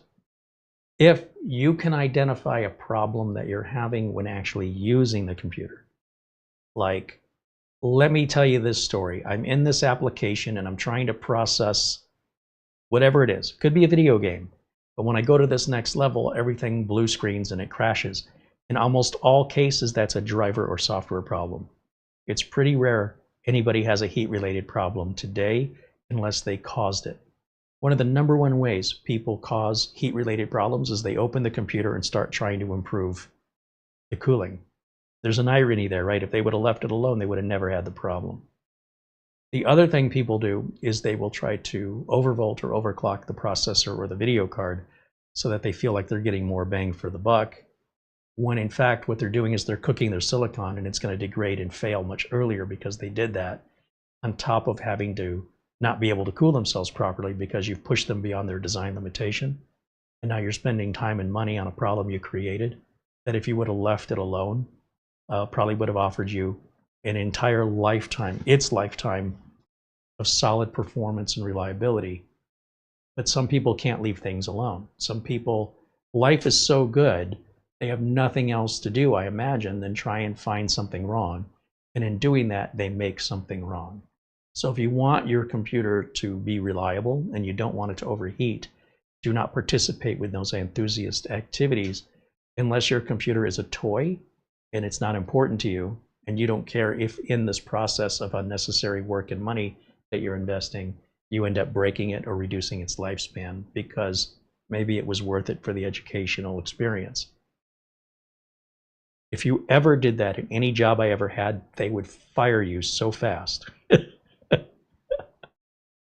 We fix real problems. We don't fix imaginary ones. That's what a psychologist does. What we do is we say, okay, if you're having a crash, an error, a fault of some sort, if the computer isn't doing what it's supposed to be doing, that's what you need to tell us, and we'll tell you whether or not we think you should change your thermal paste. I don't think I've ever told anybody they should change their thermal paste in the 34 years I've been doing this. 1991 is when I started doing this professionally, and I don't think not once would I ever suggest anybody replace the thermal paste. It's just nonsense. Furthermore, if thermal paste was going to get replaced, I'd be the one doing it. The customer wouldn't be doing it. They don't apply it right. They often can damage things in the process. And we take a simple problem and make it way bigger. And in most cases, there's no problem and they're making one. Now, if you want to make your own problems, you're not breaking any laws, but I will not encourage that behavior, and I will not assist you or be an accomplice in that what I consider to be a complete waste of time.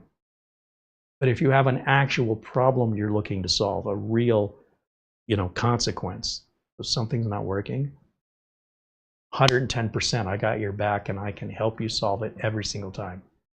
And I'm pretty sure it ain't going to be about changing the thermal paste. If you don't push your processor hard enough to make it hot, then why are you looking for a piece of software to push your processor to make it hot?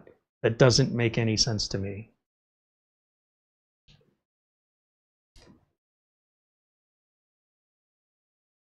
It's just a road down a way of damaging your computer is what it's going to amount to. So it's your computer. If somebody buys a really fast sports car and says, can you tell me if this thing can really hit 185 miles an hour? Oh, you're going to be in a race? Oh no, I just drive it on the road.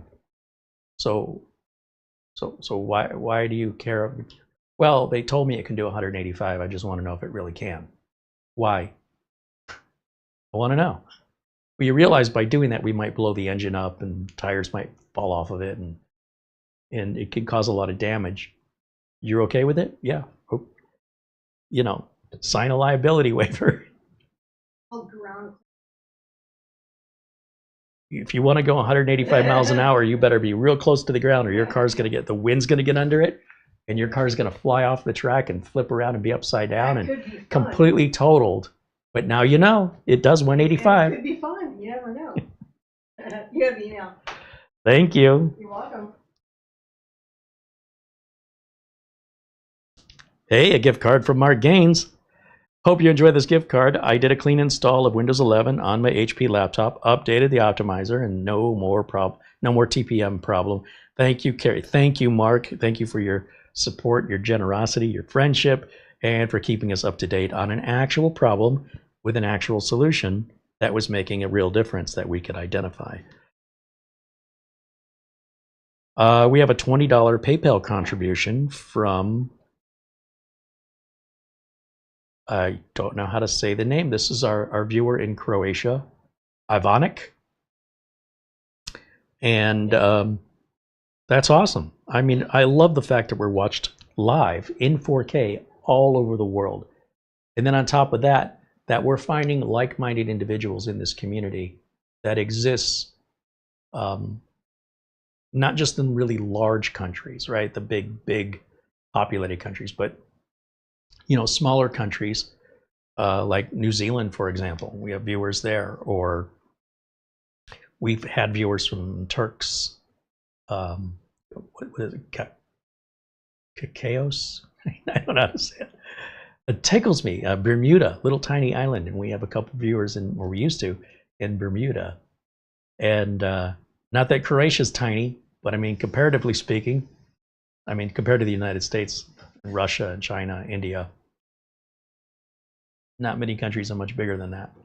But everybody's always welcome, and we certainly appreciate the generosity and the support regardless.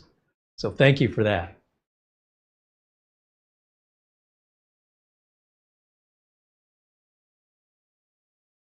LJ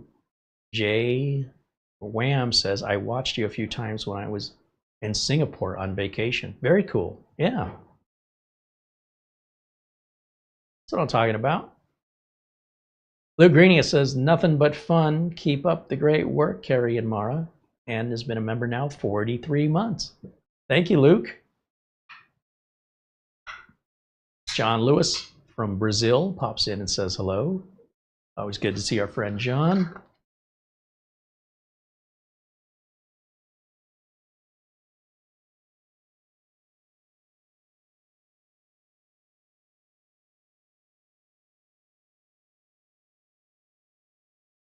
Buster says, hey, Mara, Carey was lost without you.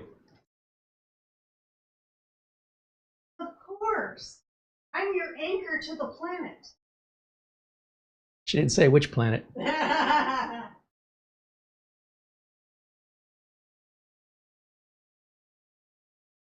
I spell Mara GPS.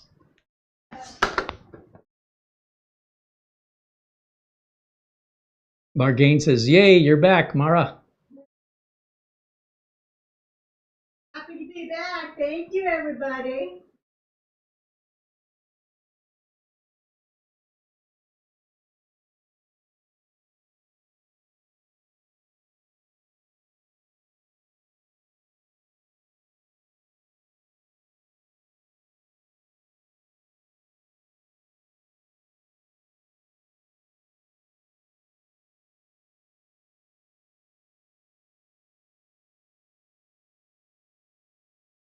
Basically, when people are asking for help, we need to first understand what is the symptom, right? And if somebody says, well, the fans are making a lot of noise, the computer's getting loud, that's a valid symptom to be diagnosed. Sometimes it's a simple matter of going into the BIOS and changing the fan curves, and doesn't require a screwdriver or any technical knowledge. It's pretty extreme to do open heart surgery, take off a heatsink and change thermal compound. Now, some people say that's really not that big of a deal. But those are people who have a different set of values than I have. I think it's always a big deal. It should always be treated as non-routine, and it should always be looked at with a certain amount of delicacy and care. Because the minute you gain too much confidence is likely when you're going to have a problem.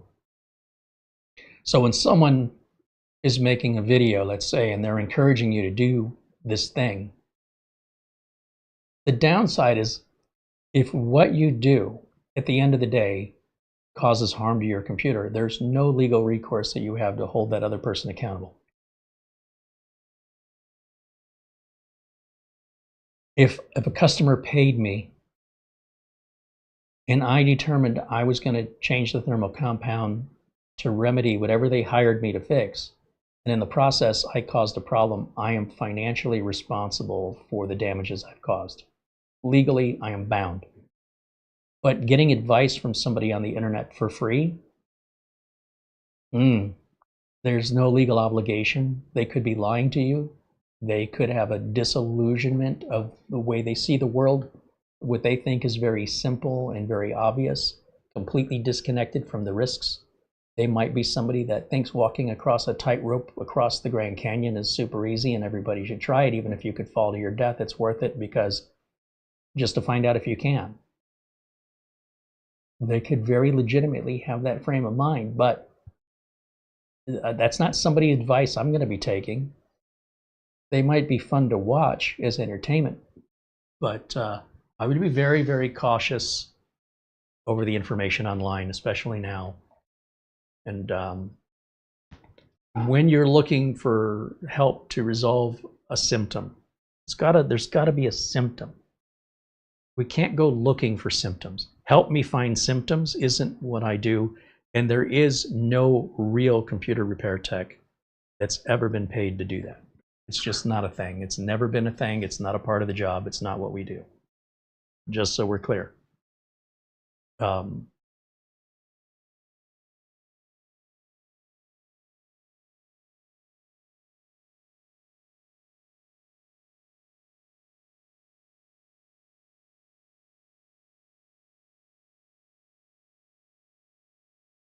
It'd be like taking your car to the mechanic and going, can you find something wrong with my car?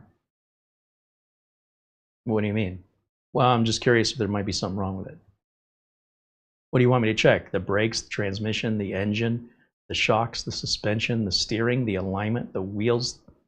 What do you want checked? The radiator, the cooling? Yeah. No, we don't have time for that. See all these cars in the shop? These cars don't work. This one's got an electrical problem. This one's got a starter problem. These people can't go to work. They can't utilize the vehicle they paid for. They're in dire straits. They need their cars back. Everybody wants it cheap. Everybody wants it yesterday. Then you have a problem, come on back. But if you're just asking me to look for a problem, you know business is slow. If they say okay, they must not have a lot going on. All right, let's see, what else? Anyway, so if somebody had a problem with networking, you know, I'm trying to share a printer, I'm trying to share a file or a folder, and it's you're the one trying to, all right, we got to know what kind of, how are these things hooked up? Are they wired? Are they wireless? Is it Windows 10, Windows 11? Is it Apple? What is it? What brand of router do you have? Has this ever worked before? Do you have any experience with networking? Was it working and now it's stopped? Or this is some new experiment and you don't really understand networking? You watched some videos, thought you could do it yourself. Just be honest with me. Where are we at here? So I know what I need to do. Because if in the process of trying to fix it yourself, you went and disabled a bunch of Windows services and changed some registry settings, it may be impossible for me to fix it for you without that information. On the other hand, if you're like, no, I followed some steps and, you know, I never went into the registry, I never disabled any Windows services. Okay, but what are you plugging it into? Well, I have this firewall I got from an auction that came from a business. Oh, so you're on a virtual LAN. I'm on a what? Okay. Okay, so at that point now, I know there's not much I can do to help you without fully knowing the ins and outs of that fancy switch that you bought on eBay because it was 50 bucks and you don't even know how to work it. I don't know how to work it. But if it's just simple, like, yeah, it's just a regular router my internet provider provided. I'm not on a guest network. Everything's plugged in. I haven't changed any services or registry entries. I could probably fix that in 5 minutes or less. Super easy, no big deal. But the damage that people cause trying to fix something that wasn't broken, oof, that's a tough call. It's very rarely easy or quick, because we have to undo everything the person did, and often they can't remember everything they changed. But we can absolutely, either way, get to a solution.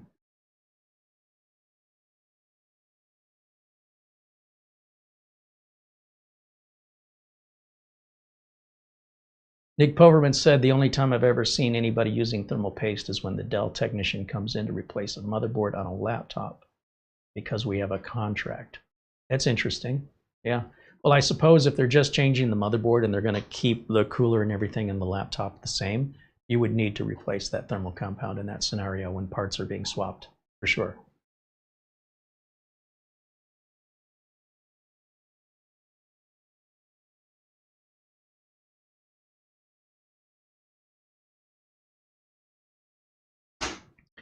So I guess, I mean, throughout this entire broadcast, I haven't really seen any technical questions or anybody suffering an issue like, oh, I can't print, I can't network. Does that mean these problems don't exist, that Windows 11 has advanced so far that the frequency of these kind of questions is just no longer needed because it just works? Is it because people are afraid to ask their question because I can't help you if you don't ask? Or is it that you're not even using computers? Maybe you're watching this on your television and the computers you have, they're just running. And if that's the case, so be it. But I hope you're not afraid to ask a question because, you know, I can't help you otherwise. And I do want to help you. But I want to help you with real problems, not imaginary ones. That's all. And we've had a few people write into us, which, by the way, I suppose this is a good time to mention.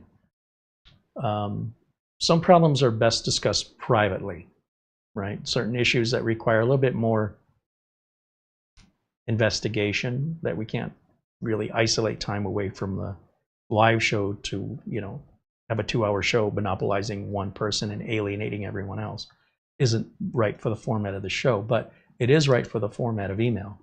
So if you email us, and we've had several viewers do this, say, hey, I'm having this problem. We're always happy to help with her. You know, Mark Gaines mentions he was having an issue. We were helping him with that. And he's also helping us in return by giving us the feedback and letting us know what's making a difference and what isn't. That helps educate us in that experience with understanding that symptom and the proper solution. Andy was reaching out to us about the Nano KVM Pro. His has stopped updating for some reason, so tried to help him out. But again, he's the only one that we've talked to that's having any problems with it, but we only know 2 other people that have them. Not a big pool there of data, but nonetheless, it is a bizarre problem and one I can't explain. And gave some advice to Andy, and he followed it, did not make a difference. There is a reset where you can completely wipe the Nano KVM and reinstall it, and then that documentation is in the Nano KVM Pro wiki page that walks you through that. That would be a pretty extreme solution, but one I'm sure would solve it.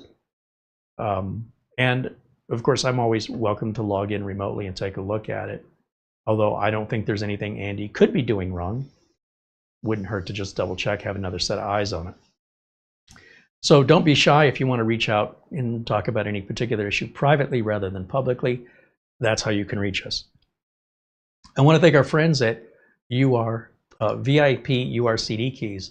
They're the ones who I go to when I'm looking for a Windows Office or license key. And they're legitimate, legal Microsoft license keys. There's nothing fishy. There's no run this as administrator and call this phone number and enter this code or run this. Sometimes these shady places will have you run a PowerShell command, which is effectively inviting a virus onto your system. That's all shady and nothing my business would ever get involved in because it's not professional. And it's probably not legal, and it's probably quite dangerous. So we buy legitimate keys only, but we need to spend as little as possible for a legit key in order to remain competitive in the marketplace. So how do you do both? Well, I've already done all this research for you. VIP-URCDKEYs provides legitimate product keys very, very inexpensively, especially compare it to what Microsoft or Amazon or Newegg wants for a license key.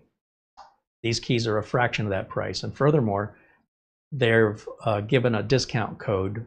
They've offered it for you, our viewers. If you put my name into the coupon code area right there in that red box, put in Carey, it'll take another 25% off that total. They support it for up to 6 months after the sale. So I don't advise you to buy a key that you don't need and then activate it in 10 months and find out it doesn't activate for some reason. There's a lot of reasons that can happen that aren't necessarily anything VIP-URCDKEYs is doing wrong. And it's something scammers do quite often, is they'll say, oh, I got this a long time ago and it's not working. So I'm not saying URCDKEYs won't help you, but it's very suspicious when people exercise that behavior. When you need a key, buy one. You're going to get an email with all the instructions in response to your purchase within usually 2 or 3 minutes after your purchase, and it's just going to work. If it doesn't, you reach out to them for help. They're going to help you. If their help doesn't help you, you reach out to me personally because the buck stops with me. And I can assure you, if that was a normal thing I had to do, we wouldn't be sitting here talking about them and endorsing them. It's not easy to get my endorsement. So if they're good enough for me to use in my business, that means I have poured a ton of research into this.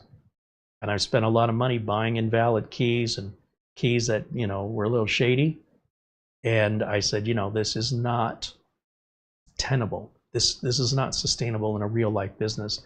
This will bite me in the butt, either with support calls or if there's an audit to one of my customers' businesses and it come to find out that they don't have legal licenses, that comes back on me. Remember, accountability and liability because I'm being paid to provide a service.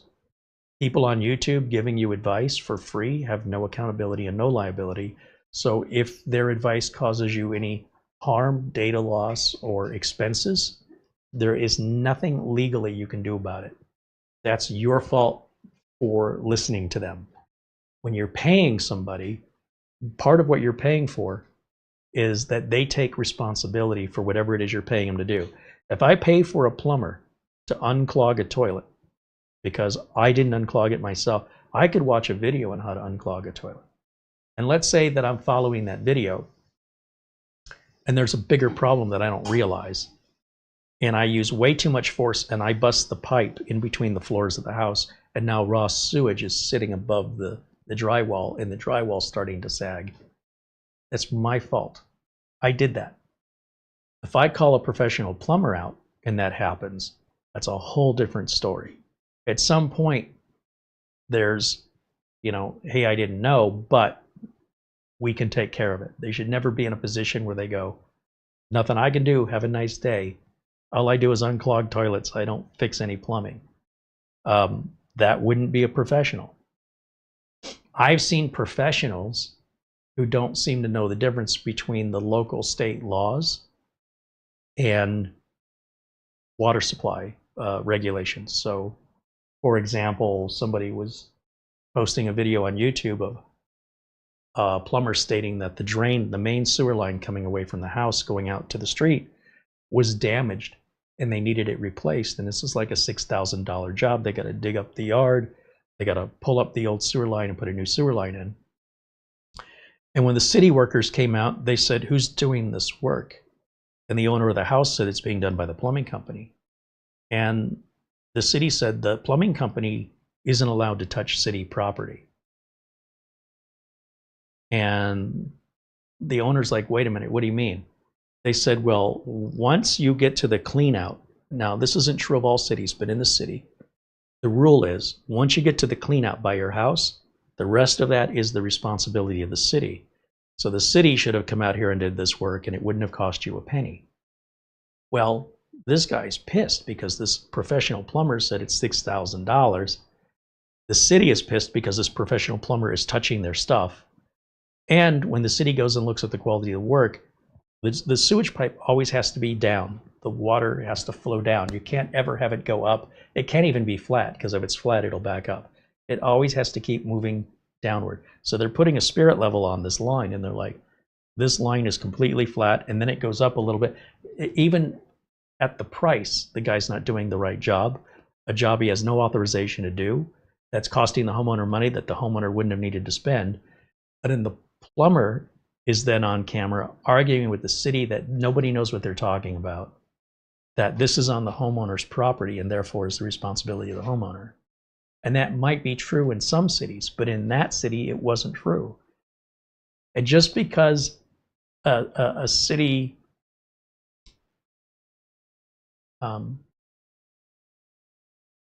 utility is on your property doesn't make it yours.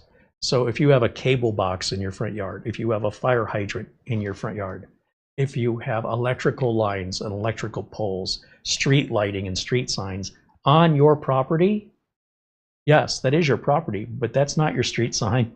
That's not your street light. That is not your fire hydrant. That's an easement. And everybody has easements. And the city property that's on those easements, that's located on your property, is the responsibility of the city, or it's the responsibility of the phone company, or whoever utility is there on your property. That's how society works. So for this professional plumber to not know the local city laws, and then to behave in the way that he did and the way that he responded. And this is an older guy that's been a plumber for, decades. A very embarrassing and unprofessional behavior that he exhibited. His lack of knowledge after being in business that long, unless he's just never been in that city before, should know better. And even should know better checking with the city inspector just as a general practice, as a courtesy thing, before starting any massive invasive work would have been what I consider, and most people would be considered, professional. What he did is like what a homeowner would do, but I'm watching a YouTube video. And this is a $6,000 job. He doesn't want to lose a $6,000 job. And the homeowner's like, you're ripping me off. You're lying to me to make a profit. And he's saying, no, I'm not. This is how it is. And he's like, that's not how it is in this city. That might be other cities, but I hired you because you're supposed to know the difference. And this guy is now defending his honesty by saying, I honestly didn't know. But instead of apologizing, he's getting angry and threatening and cursing and being extraordinarily unprofessional, arguing with the city workers. And he can be held legally accountable. That homeowner can now take him to court and make him pay, not get paid, but make him pay for the yard he dug up and the line he replaced. I'm not paying for any of that, and you damaged my property, and you're going to fix my property, and you're going to pay for it. So instead of the plumber making money, now the plumber can be sued for damages that the plumber caused. But if that homeowner went out and did that because they saw a YouTube video on how to do it, there's no compensation, or, you know, that's the cost of education, and that's what you get. Sometimes it's a lot cheaper to just hire a professional, but not all professionals have a clue, unfortunately. And that's where you got to look at the reviews or talk to neighbors and see what advice they have for things like mechanics and computer techs and, you know, landscapers, etc. Find somebody that you're not just blindly using, or that just knocked on your door one day and said, I'm a handyman. You know, they're holding a hammer or something. And, do you need any work done? I wouldn't do it if I was you. Do a little research first, because you're going to live with the damage they cause and possibly pay again. So whatever money you think you're saving, probably going to cost you a lot more, and very easily avoidable.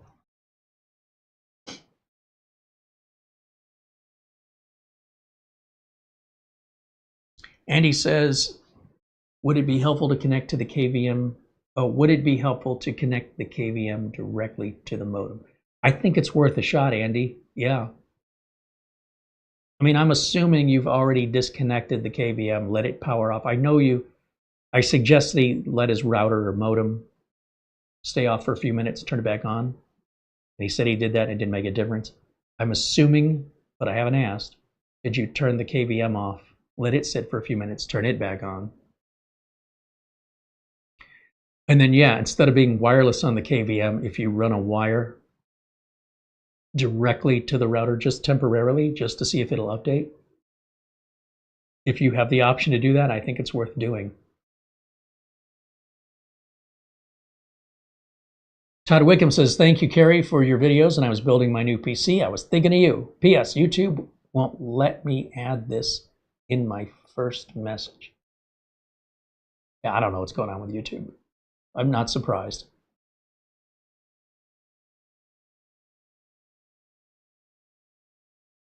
John Lewis said, I still have similar problems I had before watching your channel. Now, however, I have confidence and knowledge from you to fix any problem, usually ones I caused, that I encounter. And that's how we learn. That's great. I love that. You know, if you want to experiment and try some things out, I just don't want you to do that to a computer that's really important, that then you're like in a panic now that, oh no, you know, this isn't working and my whole world's falling apart. Because if the computer obviously is that important to you, don't play with, don't mess around with anything that's voluntary and optional unless you're willing to accept that risk. And now he's saying, not only can I accept that risk, I'm confident enough that if there is damage, that I know how to go about fixing it now. And that's the whole idea. That's the whole concept of this channel, is to teach a man to fish, right? To not just feed you a fish, but show you how you can feed your own self for life whenever you want. And that's music to my ears, and that's the whole purpose of this channel's existence. Or at the very least, like if we're reviewing products, to set expectations of what you're going to get for your money, what you're not going to get for your money. Is that acceptable to you? If so, you might want to buy this product. If it isn't acceptable to you, I'm going to save you some disappointment and frustration buying something and only having to return it. I'll tell you right out of the gate, this is what it's good for. Is that good enough for you? That's only something you can decide. So I try to provide as much information as possible so that each individual viewer, regardless of their situation financially or needs or wants or desires, that doesn't get involved. I don't get involved in that. That's your thing.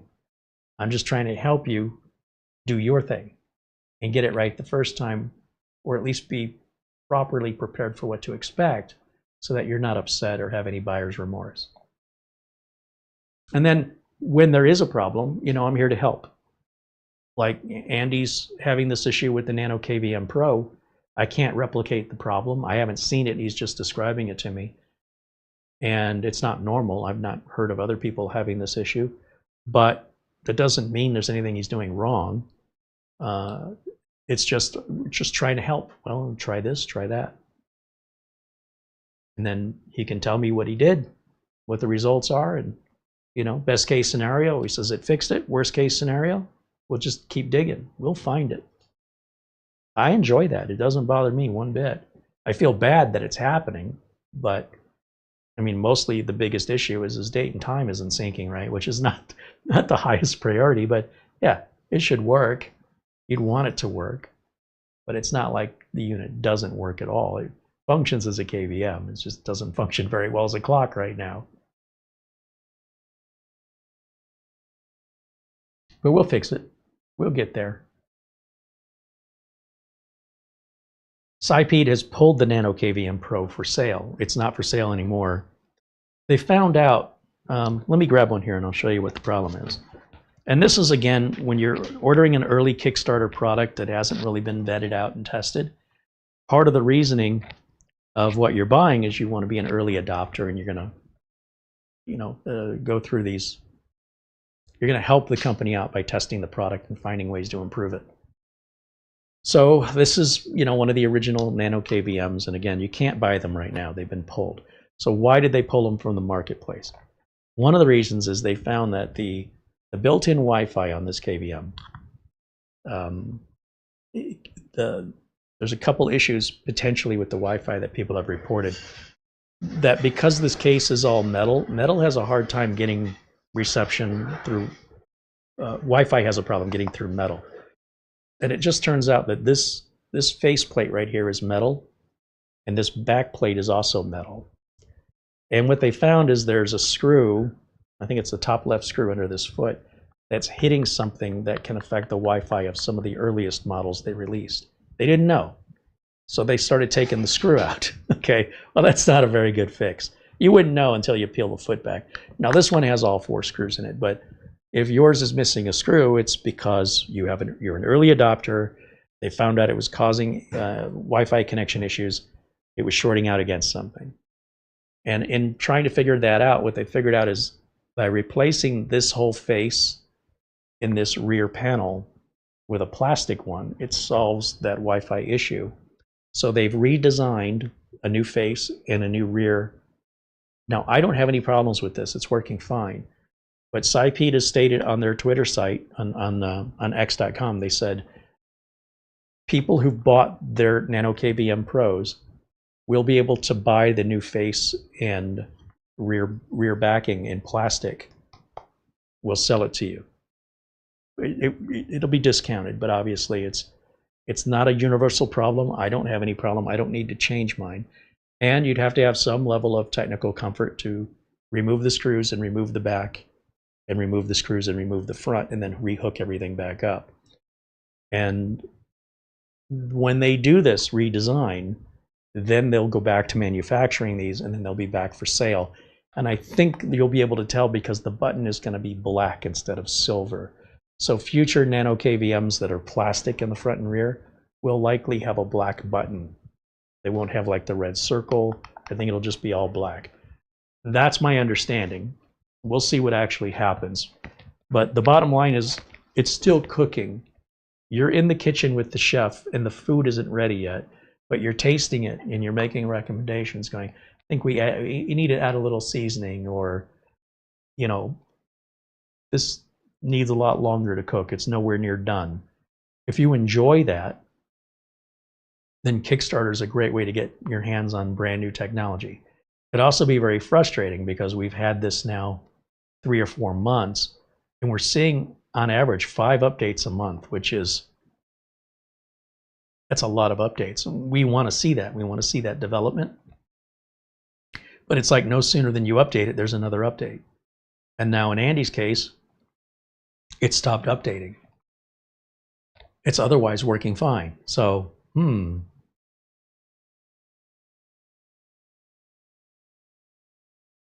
And Andy mentions when he looks under the rubber foot, his has the missing screw. Mine does not. So it just depends on where you were in the shipping line. Early on, they discovered that the screw was causing a Wi-Fi issue. And it's easy enough as it's being packaged for sale to tell your assembly line workers, take that screw out. That is a Band-Aid of a fix if there ever was one. But the proper fix is coming, and that's why it happened. They didn't know. And the benefit is, now that they've been through this on this design, any future design, their engineers have this experience. They won't repeat that same mistake. And let's say there's another Nano KVM Super Pro, Nano KVM Max, I don't know, whatever comes out next year. I can promise you it's probably going to have design flaws, but it won't be this design flaw ever again. They now know. They've learned a lesson from it, and they learn that lesson much faster with the help of the community. And the result is the community got the ones that were willing to do that got these units early. And these units aren't sold anymore for those reasons. And they're retooling, reconfiguring, and then re-releasing the product for sale once they get to that point, which will probably be in a month or two. And the the Comet KVM Pro should be shipping on Monday. I think they said December 15th is when they're shipping out. And then probably within a week or two after that, it should be on Amazon. It could even be on Amazon as a pre-order right now. Let me see.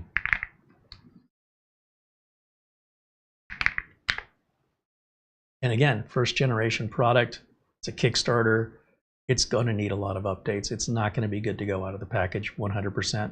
And that's what to expect from a Kickstarter. So if we search for Comet KVM,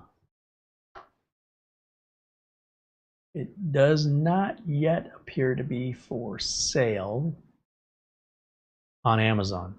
I suspect once they ship out the Kickstarters, within about a week or two of that, it should be on Amazon, and it may still be a pre-order.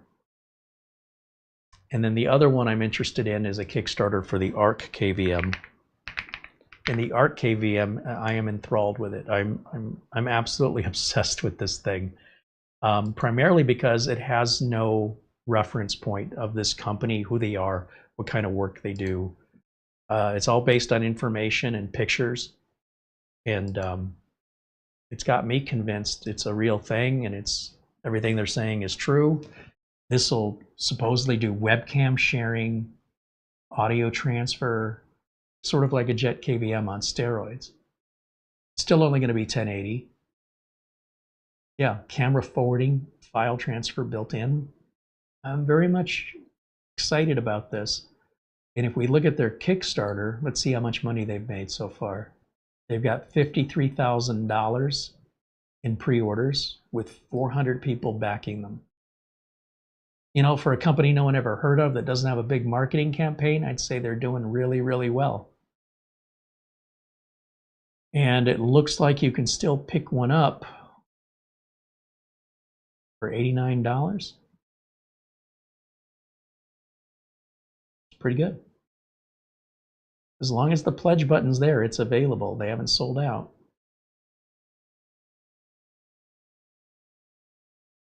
This one says $75. Oh, it says all gone. Okay, so I think everything under here, these are the previous offers. So you could have, in theory, picked one up for $75, which I think we did. And no restrictions to shipment anywhere in the world. Will it actually ship? Is this real? Who is this company? Is this a real product? It appears to be real to me. I mean, that's a lot of detail. They're just making stuff up. They also had an update about where they were with progress. Where are the progress updates?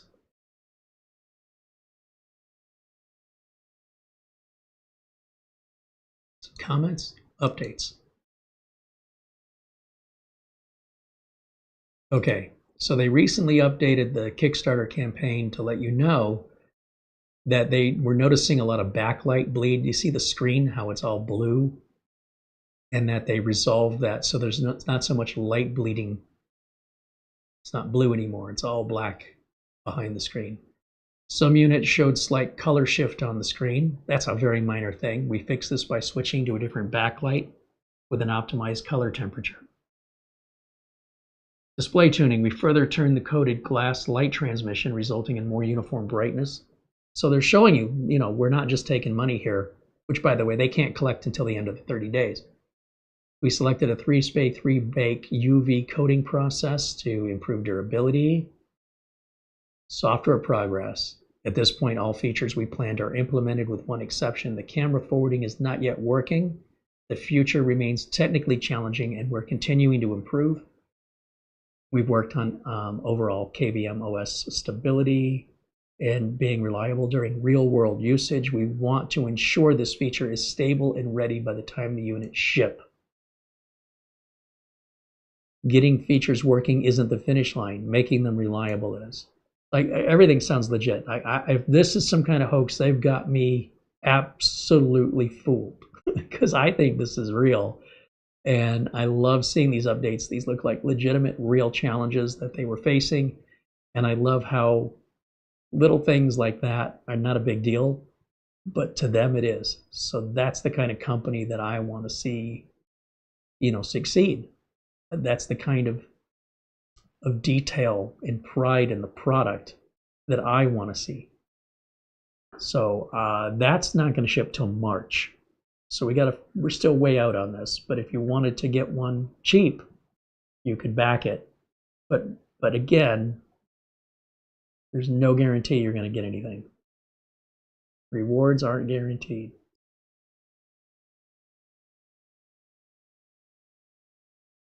But I haven't backed a Kickstarter project that ever ripped me off. I've only backed like 3 of them, but so far they've all been real, legit. The Comet KVM Pro is one. So decide for yourself.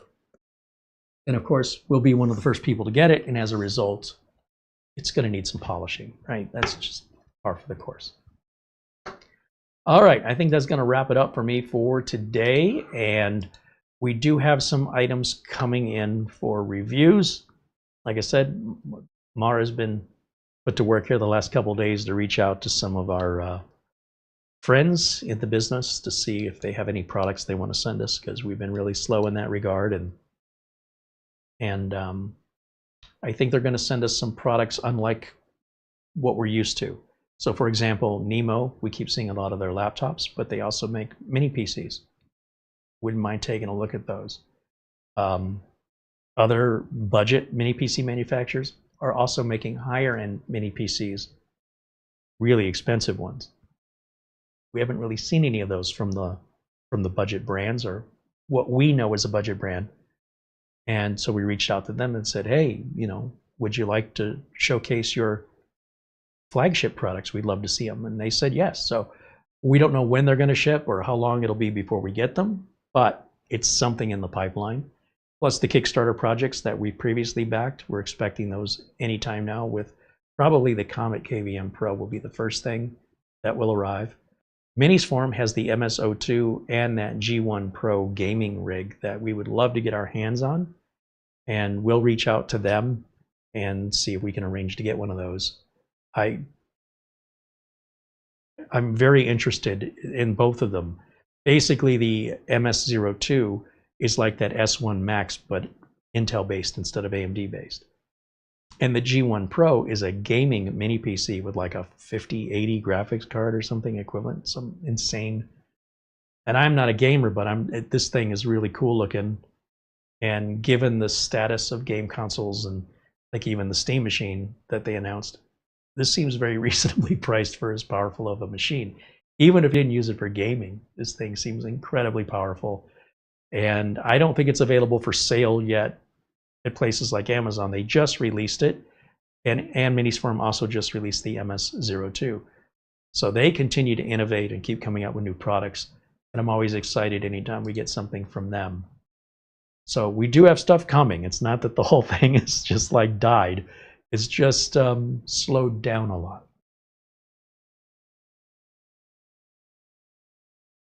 Bajan Guy says, great stream as always.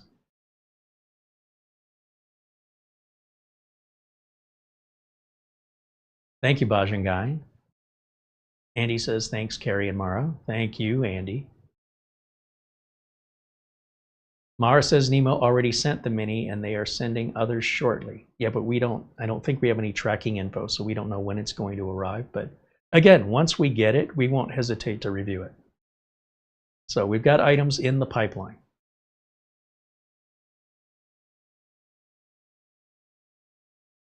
And again, our shout out and thanks to all of our members who make these videos possible. And our friends over at VIP-URCDKEYs, we appreciate them continuing to offer you guys a reliable source for legitimate product keys that, again, that they stand behind, that they're charging a very fair price for it, for what you're getting.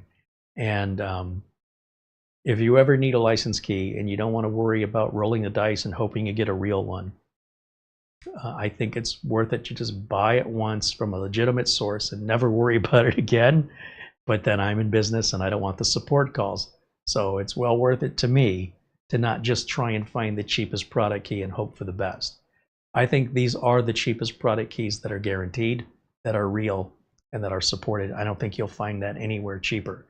But at the end of the day, it's your choice. I don't make a commission if you buy the keys or you don't. And I'm not suggesting you buy keys in advance of needing them. We try and keep this deal always on all the time. And sometimes we've had to change because of acceptance of PayPal or company name changes, internal changes. But it's basically been the same company the last 3 years. Well, not basically. It is the same company the last 3 years, despite the name changes. And it's the same product, same support, same people, and same payment options, et cetera, et cetera, et cetera. And we do that because you guys want it. If there's other things that we can assist with that have a sort of that every PC owner needs, like Windows and Office, pretty much those are your two big ones. If there's another one out there you can think of, we'll try and work with them. They don't always want to work with us. There's a reason why you don't see Malwarebytes discount codes here. They won't work with us. They say, you go over to Commission Junction and sign up like every other blogger. No, if they won't do something special for the audience here, they can just, yeah. And I'm just trying to think of any other software. We don't promote VPNs here because I think they're a big ripoff and a scam. So you don't see VPNs promoted here. I don't review them. I don't recommend them. And I don't accept sponsorship from them. And I never have.